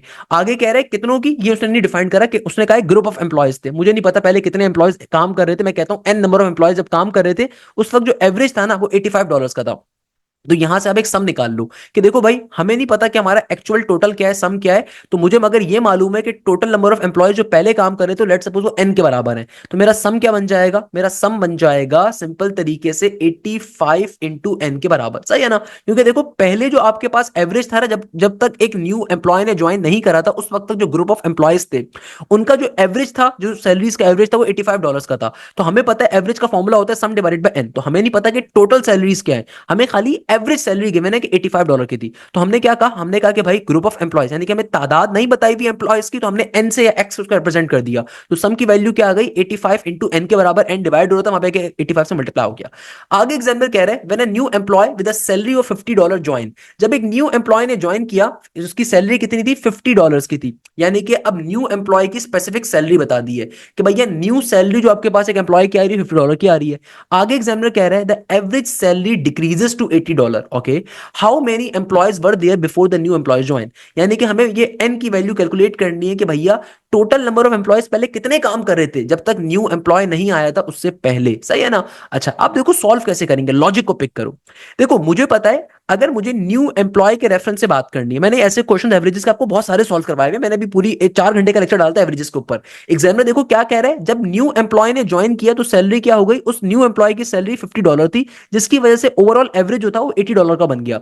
यानी कि ओवरऑल एवरेज अब कितने का बन गया, $80 का, इक्वल टू के बाद। अब चूंकि चूंकि मैं न्यू एम्प्लॉय के रेफरेंस से ये एवरेज बना रहा हूं, तभी मैंने एवरेज क्या रखा है, न्यू एम्प्लॉय ने जब इस कंपनी को ज्वाइन करा उस वक्त जो इन तमाम लोगों की सैलरी का एवरेज था वो $80 बन चुका है। तो अब देखो जो सम आएगा वो सम सिर्फ $50 नहीं आएगा, $50 तो ये वो तादाद है जो कि एक इंडिविजुअल बंदे की है। और पुराने बंदों का सम क्या था, पुराने बंदों का सम था हमारे पास 85 N के बराबर। ये बात समझ में आ रही है, बड़ा इंपॉर्टेंट कॉन्सेप्ट है कि भाई देखो आपके पास पुराने बंदों का जो सम था वो किसके बराबर था, 85 N के, यानी कि पुराने बंदे जो काम कर रहे हैं उनका सम क्या है, 85 N के बराबर। और एक जो ये न्यू बंदा आया है, एक जो ये न्यू बंदा आया है, इसका इसका जो सैलरी है वो 50 के बराबर है, सही है ना। तो इसको आपने ऊपर एडअप कर दिया। नीचे डिवीजन में टोटल नंबर ऑफ टर्म्स का रखोगे, नीचे डिवीजन में देखो एन किसको रेप्लिकेट कर रहा है, एन इस एम्प्लॉय के ज्वाइन करने से पहले जो लोग थे उनको रेप्लिकेट कर रहा है। तो जब इस एम्प्लॉय ने ज्वाइन करा तो अब टोटल नंबर ऑफ लोग कितने हो गए, N+1 हो गए। तो यहाँ पे देखो N+1 डिवाइड हो रहा है, वहां पे जाके 80 से क्या हो जाएगा, मल्टीप्लाई। तो सिंपल तरीके से क्या बन गए, बन गए 80N प्लस का 80 इक्वल टू के बाद 50 का 50 प्लस का 85N का 85N। एक जैसी टर्म्स को एक साइड पे शिफ्ट कर दो, बेसिक मैथ से सिंप्लीफाई करवा दोगे, आंसर आ जाएगा N का। भाई 85 प्लस का यहाँ पे प्लस में, यहाँ पे आके क्या हो जाएगा, या फिर एक काम करो ना, एक जैसी टर्म्स को एक साइड पे शिफ्ट कर दो, तो प्लस का 50 यहाँ पर आएगा तो ये हो जाएगा 80 माइनस का 50 इक्वल टू के बाद ये हो जाएगा 85N माइनस का 80N। 80 में से 50 को जब माइनस करोगे, जाहिर सी बात है 8 में से जब 5 को निकालते हो तो आपके पास क्या बचता है, 30, यानी कि 3 बचेगा। सिमिलरली 85 में से 80 को निकालोगे तो यहाँ पे आ जाएगा आपके पास 5N। 5 अंदर 5 होता है, 5 के टेबल में 30 कहां पर आता है, 6 के ऊपर। तो आपके पास N की वैल्यू किसके बराबर आ गई, 6 के। यानी कि इस एम्प्लॉय के ज्वाइन करने से पहले कितने लोग मौजूद थे, 6 लोग मौजूद थे। ये इस क्वेश्चन का सिंपल सा आंसर था। देखो कैसे सॉल्व किया, लॉजिक को पिक करो, यहाँ पे लॉजिक बड़ी इंपॉर्टेंट है। मैं अगेन रिपीट कर देता हूँ क्वेश्चन की लॉजिक को। एग्जामिनर कह रहे हैं जो एवरेज सैलरी थी ना एक ग्रुप ऑफ एम्प्लॉयज की, वो $85 की थी। अब उसने ये नहीं बताया कि पहले कितने एम्प्लॉयज काम कर रहे थे, उसने बोला ग्रुप ऑफ एम्प्लॉयज थे। ओके, आगे कहता है कि भैया अब जब न्यू एम्प्लॉय ने ज्वाइन कर लिया उसकी सैलरी $50 है, अब जो एवरेज आपका बन गया वो $80 का बन गया। तो कहता है कितने एम्प्लॉयज पहले काम कर रहे थे। तो भाई आपको जो पहली कंडीशन गिवन है वो क्या गिवन है, आपने यहां से सम निकाल लिया पहले वाले एम्प्लॉयज का। आपको एग्जामिनर ने एवरेज बताया हुआ है कि पहले जितने भी लोग काम कर रहे थे उनका एवरेज $85 था। तो हमें पता है एवरेज निकालने का फॉर्मुला होता है सम divided by total number of people. तो हमने सिंपल तरीके से यहां से एन की वैल्यू को यहां पे डिवाइड करवा रहे थे, वहां पे मल्टीप्लाई हो गई। तो मेरे पास पहले जो लोग काम कर रहे थे उनकी सैलरी का जो सम है, टोटल सम है, वो किसके बराबर है, 85 इंटू एन के। हमें एन नहीं पता, एन है नंबर ऑफ एम्प्लॉय जो पहले काम कर रहे थे। अब चूंकि एग्जामिनर कह रहे हैं जब न्यू एम्प्लॉय आया तो आपकी एवरेज बन गया 80 का और उस एम्प्लॉय की सैलरी 50 है। तो अब जब मैं एवरेज का फॉर्मुला अप्लाई करूंगा तो जाहिर सी बात है यहां पे मेरे पास एक बंदा ऐड अप हो रहा है, सम भी क्या होगा, सम टोटल सम होगा। यानी कि जो पुराने वाले एम्प्लॉयज हैं उनका सम प्लस इस वाले बंदे की सैलरी का सम। तो कितना बन गया, तो पुराने वाले एम्प्लॉयज की सैलरी का सम है 85N और इसका जो वैल्यू, इसकी जो सैलरी है वो $50 की है। नीचे डिवीजन में total number of terms N+1 हो गई, क्योंकि N रेप्लिकेट कर रहे हैं पहले कितने एम्प्लॉयज थे और अब चूंकि एक नया बंदा ऐड हुआ है तो N+1। तो इसको सिंप्लीफाई करवाओगे सिंपल तरीके से N की वैल्यू 6 आ गई।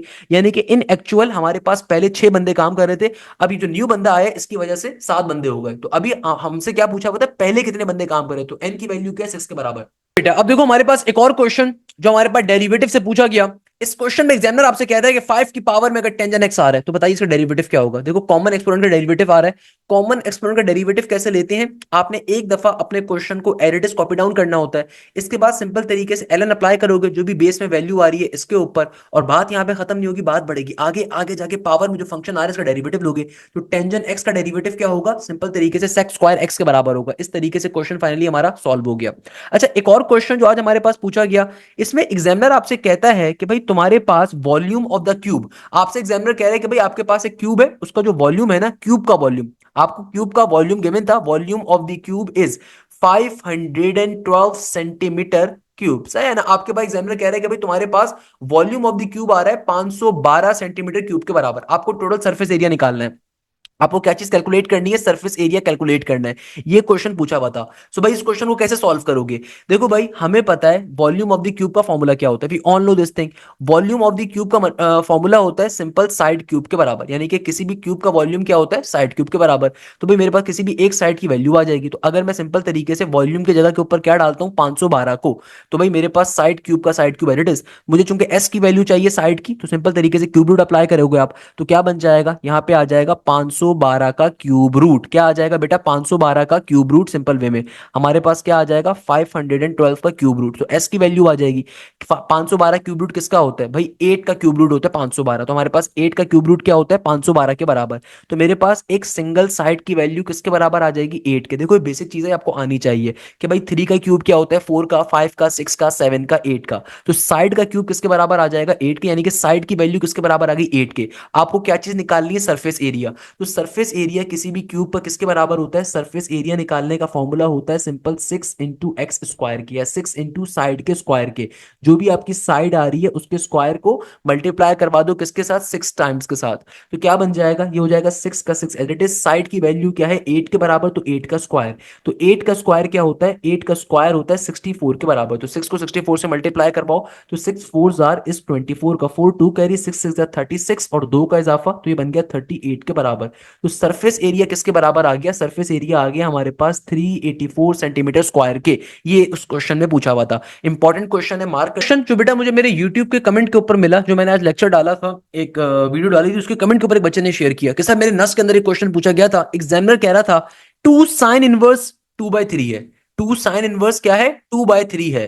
तो एग्जामिनर आगे कहता है कि find the value of cos inverse. Cos inverse की वैल्यू सर निकालने आई हुई थी। अब देखो इस क्वेश्चन को सॉल्व कैसे करेंगे, इस क्वेश्चन को सॉल्व करने की लॉजिक क्या है, इतना मुश्किल क्वेश्चन नहीं है, थोड़ी सी लॉजिक को देखो आप। आपको एग्जामिनर कह रहा है कि भाई तुम्हारे पास 2 sin इनवर्स क्या है, 2/3। तो भाई सबसे पहले तो देखो यहां से मुझे क्या मिल सकता है, यहां से मुझे मिल सकती है साइन थीटा की वैल्यू। कैसे, कि देखो अगर मेरे पास कहीं पे लिखा हुआ है साइन इनवर्स 2/3, तो भाई अगर मैं सिंपल यहां पे कंसीडर करता हूं ये इक्वल टू एक्स है फॉर एग्जांपल, तो अगर मैं साइन इनवर्स को दूसरी तरफ भेजूंगा, तो यानी कि मेरे पास साइन थीटा की साइन एक्स की वैल्यू क्या आ जाएगी, सिंपल 2/3 के बराबर। ऐसा ही है ना बेटा, किसकी वैल्यू आ जाएगी, मेरे पास सिंपल साइन थीटा की वैल्यू आ जाएगी 2/3 के बराबर। अब अगर मुझे ये बात मालूम है मुझे कॉस इनवर्स निकालना है, सो भाई we all know this particular thing. हमारे पास दुनिया में एक फॉर्मूला होता है कॉस के डबल एंगल का। कॉस डबल एंगल किसके बराबर होता है, कॉस 2x बराबर। तो बेटा हमें ये बात मालूम है कि कॉस 2x का फॉर्मूला क्या होता है, कॉस का डबल एंगल फॉर्मूला क्या होता है, ये होता है 1 माइनस का 2 sin स्क्वायर एक्स के। ऐसा ही है बेटा, कॉस का डबल एंगल फॉर्मूला क्या होता है, cos 2 theta is equal to 1 minus का 2 sin स्क्वायर थीटा के बराबर। तो भैया हमने इसी फॉर्मूले का इस्तेमाल करना है। अब देखो अगर मेरे पास साइन एक्स की वैल्यू गिवन है, यानी कि साइन थीटा की वैल्यू गिवन है, तो उसको मैं उठा के यहाँ पे प्लॉट कर दूंगा। सो भाई देखो हमारे पास सिंपल तरीके से cos 2x का cos 2x as it is, 1 का 1 एज इट इज, माइनस का 2 एज इट इज, सही है ना। sin x की वैल्यू क्या है, 2/3 के बराबर। तो यहाँ पे sin x की जगह पे मैंने रख दिया 2/3, बाहर स्क्वायर का स्क्वायर एज इट इज, इसको सिंप्लीफाई करवाएंगे तो ये बन जाएगा 2 का स्क्वायर होता है 4 के बराबर, 3 का स्क्वायर होता है 9 के बराबर, सही है। तो ये कंडीशन भी वेरीफाई होगी कि यहाँ पे पहले 2 गिवन था, तो इसको सिंप्लीफाई अगर आप करवाते हो तो 4 2 8 हो गया, 9 का 9 हो गया। 1 माइनस का 8 डिवाइडेड बाय 9 अगर आप करते हो तो क्या बन जाएगा, 9 में से 8 को माइनस करोगे ये बन जाएगा 1/9 के बराबर एलसीएम के बाद। तो यानी कि देखो हमारे पास सिंपल cos 2x की वैल्यू क्या आ गई, हमारे पास सिंपल तरीके से cos 2x की वैल्यू किसके बराबर आ गई, ये आ गई 1/9 के बराबर। किसकी वैल्यू आ गई, ये cos 2x की वैल्यू आई है। हमें क्या चाहिए, हमें cos इनवर्स की वैल्यू चाहिए। भाई अगर तो हमें सिर्फ cos इनवर्स की वैल्यू चाहिए, तो भाई cos यहाँ दूसरी तरफ जाएगा तो इनवर्स की फॉर्म पे चला जाएगा, तो ये बन जाएगा cos इनवर्स 1/9। तो ये हमारे पास क्या बन जाएगा, cos इनवर्स 1/9। तो 2x is equal to cos inverse 1/9 आ रहा है, अगर तो आपको x की वैल्यू निकालनी थी। अगर तो आपको कॉस इनवर्स की वैल्यू चाहिए तो कॉस इनवर्स का जो इनपुट है वो 1/9 के बराबर होना चाहिए, according to what the student is given me. अगर तो स्टूडेंट का यही डेटा था तो उसके ऊपर इस तरीके से सॉल्विंग हो रही होगी, अगर तो डेटा आ रहा है। अदरवाइज अगर इसमें कोई टाइपिंग मिस्टेक है तो आई कैन नॉट डिटरमाइन, क्योंकि भाई इसमें कोई इशू नहीं है कि हो सकता है बच्चे ने कोई क्वेश्चन याद ना रहा हो, मगर क्वेश्चन कुछ इस तरह से आ रहा था हमारे पास, कुछ तरीके सिंप्लीफाई किया जाएगा। अच्छा बेटा इसके अलावा जो एक और क्वेश्चन आज नर्स के पेपर में पूछा गया, इसमें एग्जामिनर आपसे कह रहा था कि भाई you travel 240 kilometre in total. इस तरह का एक क्वेश्चन आया हुआ था। इस क्वेश्चन को आपने गौर से समझना है, पढ़ना है। इस क्वेश्चन में एग्जामिनर कह रहा है you travel 240 kilometre in total for the first half of the journey 120 kilometre, your speed is 60 kilometre per hour. यानी कि देखो एग्जामिनर क्या कह रहा है कि भाई तुमने इन टोटल 240 किलोमीटर का रास्ता तय किया, यानी कि इन टोटल आपने 240 किलोमीटर का रास्ता तय किया, यानी कि इन टोटल आपने 240 किलोमीटर का रास्ता तय किया, सही है। मगर जो आपकी हाफ जर्नी थी ना, 240 का हाफ क्या होता है, 120 किलोमीटर, तो आपकी जो हाफ जर्नी थी यानी कि 120 किलोमीटर इधर और 120 किलोमीटर इधर, आपकी जो पहली आधी जर्नी थी उसमें आपकी स्पीड क्या थी, उसमें आपकी स्पीड थी 60 किलोमीटर पर आवर की। आगे कहता है upon reaching half way your speed increase by 25%, यानी कि जब आप आधा आपका रास्ता तय हो गया उसके बाद आपकी जो भी स्पीड थी वो स्पीड क्या हो गई, वो स्पीड 25% इंक्रीज कर गई, जो भी पहली स्पीड थी उसका 25% क्या कर गई, इंक्रीज कर गई। तो what is the total time taken in order to reach your destination. So भाई कैसे सॉल्व करोगे इसको, ये बहुत ही मजे का कॉन्सेप्ट आ रहा है वैसे, by the way interesting concept है। हमें ये बात मालूम है कि भाई हमारे पास दुनिया में जो डिस्टेंस होता है वो बराबर होता है किसके, वेलोसिटी मल्टीप्लाई बाय टाइम के, सही है ना। अब देखो मेरे पास जो पहली आधी जर्नी थी उसमें मेरी स्पीड क्या मुझे गिवन है, उसमें मेरी वेलोसिटी मुझे गिवन है 60 किलोमीटर पर आवर की, मुझे मेरा डिस्टेंस क्या गिवन है 120 किलोमीटर का। सिंपल तरीके से आपने डिस्टेंस के अंदर डिस्टेंस की वैल्यू को डाला, वेलोसिटी किसके बराबर है 60 के मल्टीप्लाई बाय टाइम, तो भाई जीरो से जीरो कट गया, 6 टू 12 यानी कि 6 2 12 यानी कि आपको टाइम कितना लगा है, 2 घंटे का टाइम लगा है, क्योंकि आवर्स के अंदर डेटा गिवन है ना आपको। तो यानी कि पहली आधी जर्नी जो आपकी कवर हुई है ना बेटा, वो कवर हुई है 2 घंटों के अंदर। एग्जामिनर पूछ क्या रहा है, एग्जामिनर पूछ रहा है कि बाकी की जब आधी जर्नी आपने कवर करी उसमें आपकी स्पीड 25% इंक्रीज कर गई है, तो अब बताओ इन टोटल कितना टाइम लगेगा तुम्हें तुम्हारी डेस्टिनेशन 240 किलोमीटर का डिस्टेंस तय करने में। सो भाई कैसे निकालोगे, सबसे पहले तो आप अपनी स्पीड देखो, आपकी न्यू स्पीड क्या होगी। एग्जामिनर ने क्या कहा है, आपकी स्पीड बाकी के आधे रास्ते के लिए 25% इंक्रीज कर गई, यानी कि पहले जो भी आपकी स्पीड थी उसका 25% इंक्रीज कर गई।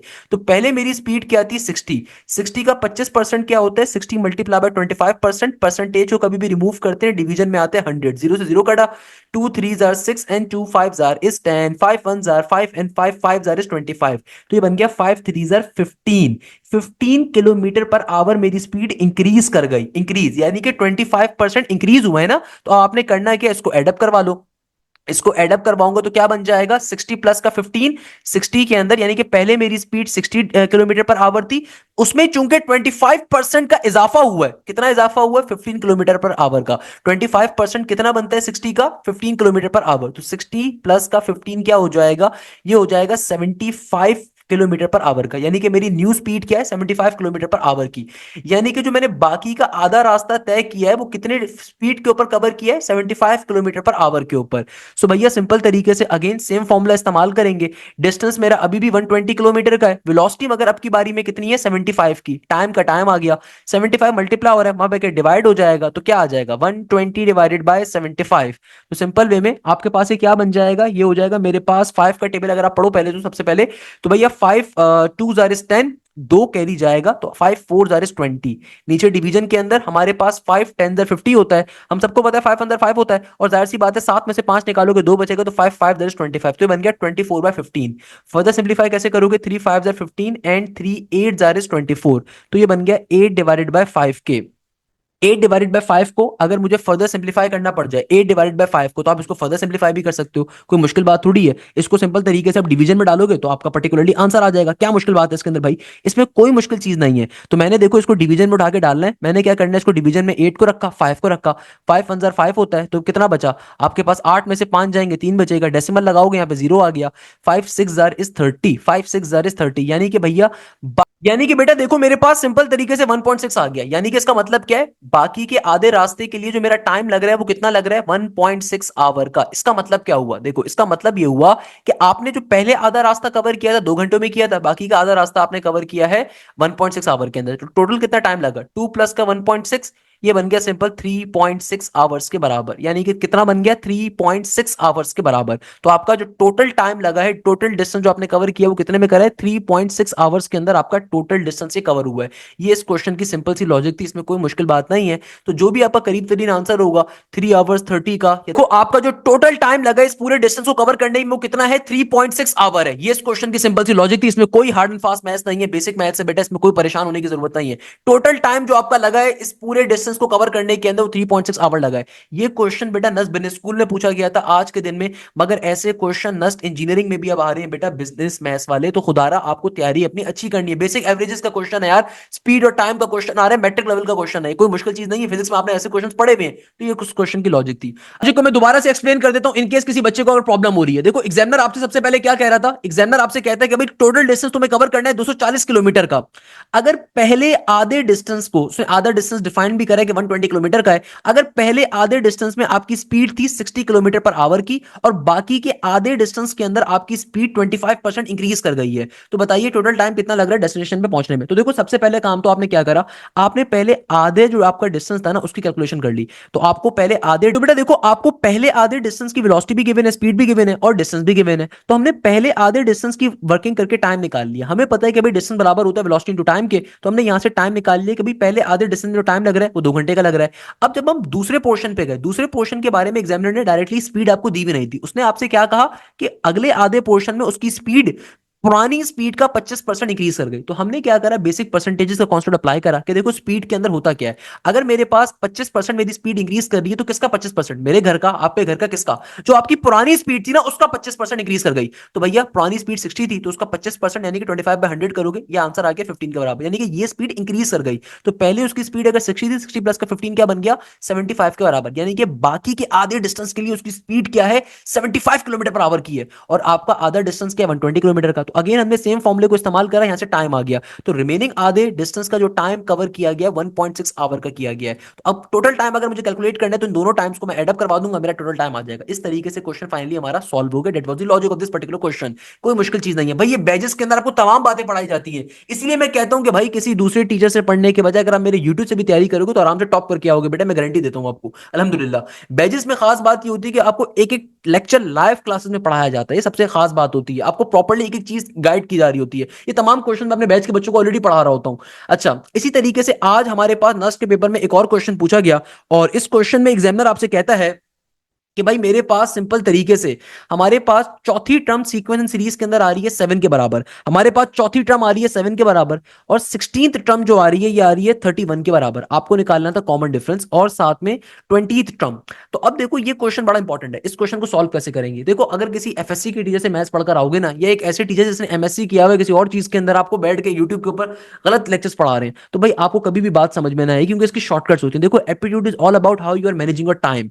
तो अब देखो इस क्वेश्चन की लॉजिक क्या है, इस क्वेश्चन की ट्रिक क्या है, इस क्वेश्चन को सॉल्व कैसे करेंगे, इस क्वेश्चन का पैटर्न क्या है।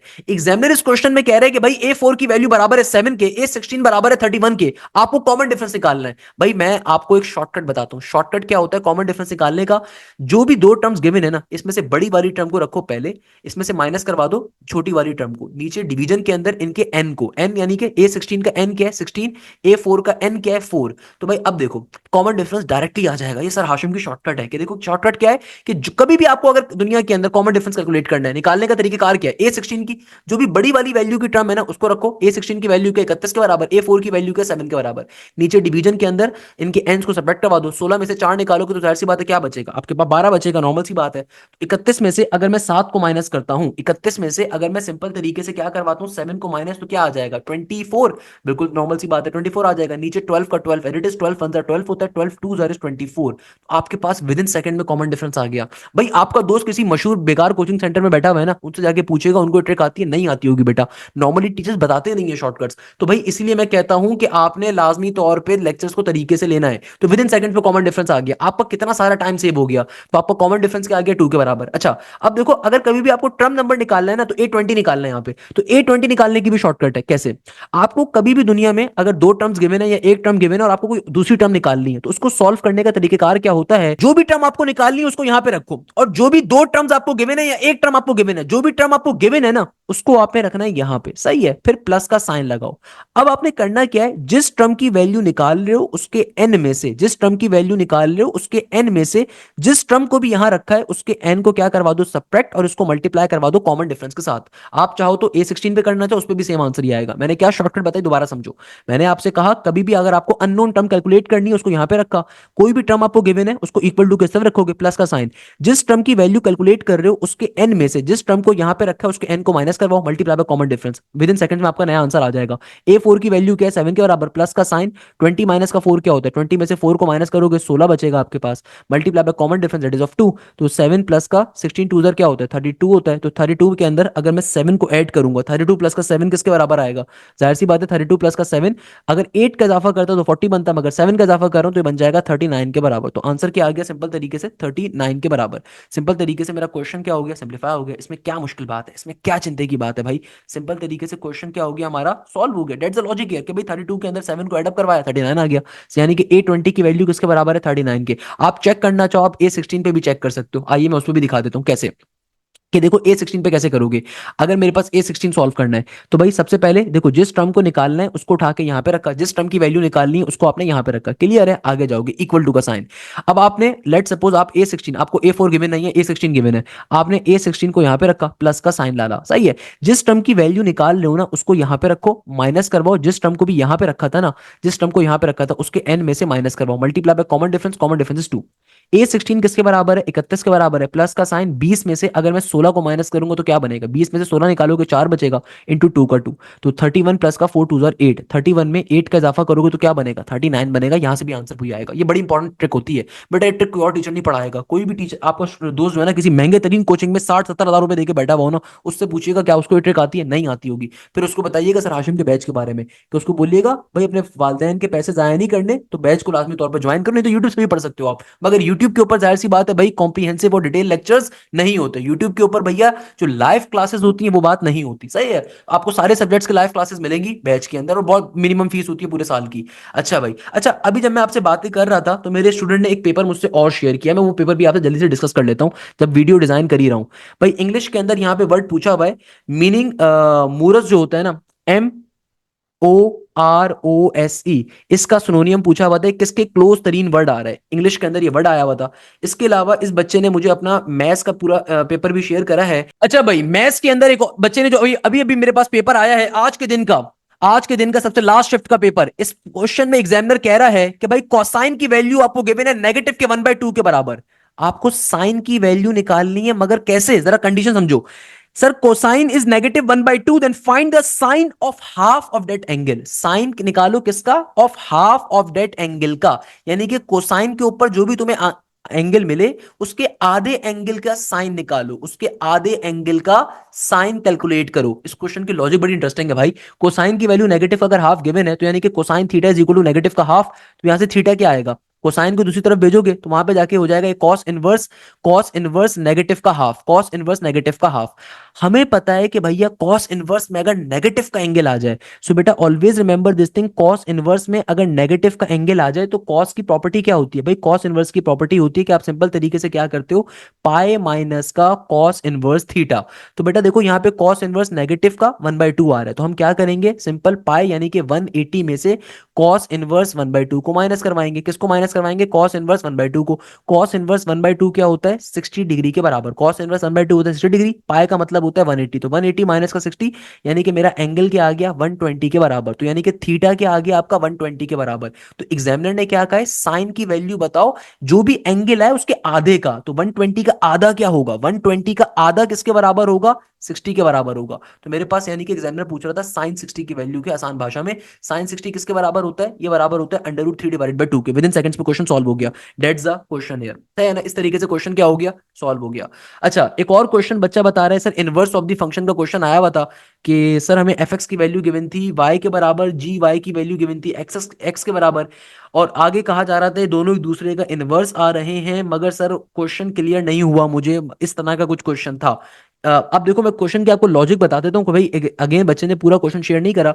एग्जामिनर कह रहा है fx की वैल्यू y थी और Fy की वैल्यू x थी, दोनों एक दूसरे का इनवर्स थे, तो आपको Fx कुछ इनवर्स निकालना था उसका, सही है ना। अच्छा सर एक वेक्टर का सवाल था जो सब कहते हैं बहुत अजीब सा था, साइन हु इस बार आया था बेसिक कॉन्सेप्ट, अच्छा टर्मिनल और इनिशियल पॉइंट वाला भाई। अगेन मेरे प्यारे बेटे अरीब आमिर, अरीब आमिर का पेपर है, इन्होंने मुझे भी थोड़ी देर पहले शेयर किया। तो बेटा अरीब आमिर ये क्वेश्चन मैंने पास पेपर्स में कल की क्लास में भी करवाया था, टर्मिनल वाला पॉइंट इनिशियल पॉइंट वाला। भाई उसमें करना ये होता है कि आप सिंपल आपको जो टर्मिनल पॉइंट वाला पॉइंट गिवन होता है उसको आप एडअप करवाते हो अपने नॉर्मल पॉइंट के अंदर, फिर आप उसको सेपरेट करवा के सिंप्लीफाई करवा दबा लेते हो, बेसिक कॉन्सेप्ट है बेटा वो तो। अच्छा, coin is toss two times the probability of getting the same, यानी कि अगर एक सिक्का दो दफा उछाला गया है तो इस बात की प्रोबेबिलिटी बताइए कि आपको सेम टर्म्स मिलेंगी, सेम टर्म्स आने की। तो भाई ये क्वेश्चन कैसे सॉल्व करोगे? एग्जामिनर कह रहे हैं एक सिक्का दो दफा उछाला गया है, if a coin is toss two times, यानी कि एक कॉइन को दो दफा उछाला गया है, तो आपके टोटल केसेस क्या होंगे? जाहिर सी बात है, कॉइन के केस के अंदर टोटल लिमिट निकालने का फॉर्मूला होता है टू की पावर एन, तो आपके टोटल चार केसेस होंगे। कौन कौन से होंगे? जाहिर सी बात है, एक हेड हेड होगा, एक आपके पास होता है टेल हेड, एक आपके पास होता है हेड टेल, एक आपके पास होता है टेल टेल। तो एग्जामिनर पूछ क्या रहा है? Find the probability of getting, find the probability of getting the same terms. तो सेम टर्म्स आपको हेडेड मिल सकती है, टेलर मिल सकती है, तो उसकी आंसर क्या होगा? 2/4 के बराबर होना चाहिए। अब देखो एक और क्वेश्चन जो इस बच्चे ने मुझे शेयर किया, अरीब आमिर ने, अल्लाह ताला इसको जज़ाए खैर दे भाई, इसने आप लोगों की मदद करने के लिए अपने पेपर शेयर किया। बच्चा कहता है sir if a coin is toss 4 times what is the probability of achieving a single head, यानी कि भैया 4 टाइम्स कॉइन्स का केस आया हुआ है। मेरे प्रोबेबिलिटी के लेक्चर्स लीजिएगा भाई, जो बैच के बच्चे मुस्कुरा रहे होंगे, मैंने आपको क्या कहा था बेटा, ये कॉन्सेप्ट बहुत आ रहा है। एक कॉइन को 4 दफा उछाला गया है। सबसे पहले तो देखो टोटल इवेंट्स कितने बनते हैं, टोटल इवेंट्स कॉइन्स में निकालने का फॉर्मूला टू की पावर एन, तो ये बन गया 2 की पावर 4, 2 की पावर 4 होता है 16 के बराबर। तो 16 इवेंट्स होंगे आपके पास इन एक्चुअल। एग्जामिनर क्या कह रहा है, किस बात की प्रोबेबिलिटी निकालो? सिंगल हेड आने की प्रोबेबिलिटी, यानी कि एक हेड आने की प्रोबेबिलिटी क्या होगी? तो भाई मैंने आपको खैर ट्री टेबल बनाने का तरीका सिखाया हुआ है, मगर चूंकि अभी हमारे पास टाइम कम है तो मैं डायरेक्टली आपके सामने आपका ट्री टेबल ड्रॉ कर रहा हूं। सिंगल हेड आने की प्रोबेबिलिटी, तो भाई देखो सिंगल हेड कहां कहां मिल रहा है, एक सिंगल हेड इसमें मिल रहा है, फिर एक सिंगल हेड इसमें मिल रहा है, एक सिंगल हेड इसमें मिल रहा है, एक सिंगल हेड इसमें मिल रहा है, एक इसमें नहीं इसमें नहीं मिल रहा भाई, इसमें दो हेड आ रहे हैं, और बस इसी में मिल रहा है। चेक कर लेते हैं एक दफा दोबारा। एक इसमें सिंगल हेड मिल रहा है, सही है। इसमें कोई भी सिंगल हेड नहीं है, इसमें दो हेड आ रहे हैं, इसमें एक सिंगल हेड है, इसमें दो हेड आ रहे हैं, इसमें तीन हेड आ रहे हैं, इसमें एक सिंगल हेड है, इसमें दो हैं, इसमें दो हैं, इसमें तीन है, इसमें तीन है, इसमें चार हैं, इसमें अगेन एक आ रहा है, इसमें दो आ रहे हैं, इसमें दो आ रहे हैं, इसमें तीन आ रहे हैं। टोटल कितने केसेस बन गए? 1 2 3 4, यानी कि आपका आंसर क्या आ जाएगा? 4/16 के बराबर, 4/16 के बराबर। अगर आप मेरे प्रोबेबिलिटी के लेक्चर्स को लेंगे बैच वाले बच्चे, तो बेटा आप देखोगे मैंने आपको प्रोबेबिलिटी के कॉन्सेप्ट्स के अंदर आपको किस तरीके से ट्री टेबल बनाया जाता है उसकी शॉर्टकट मैंने सिखाई हुई है, तो उसको आपने लाजमी तौर पर गो थ्रू करना है, मैंने सारी चीज उसमें सिखाई हुई है।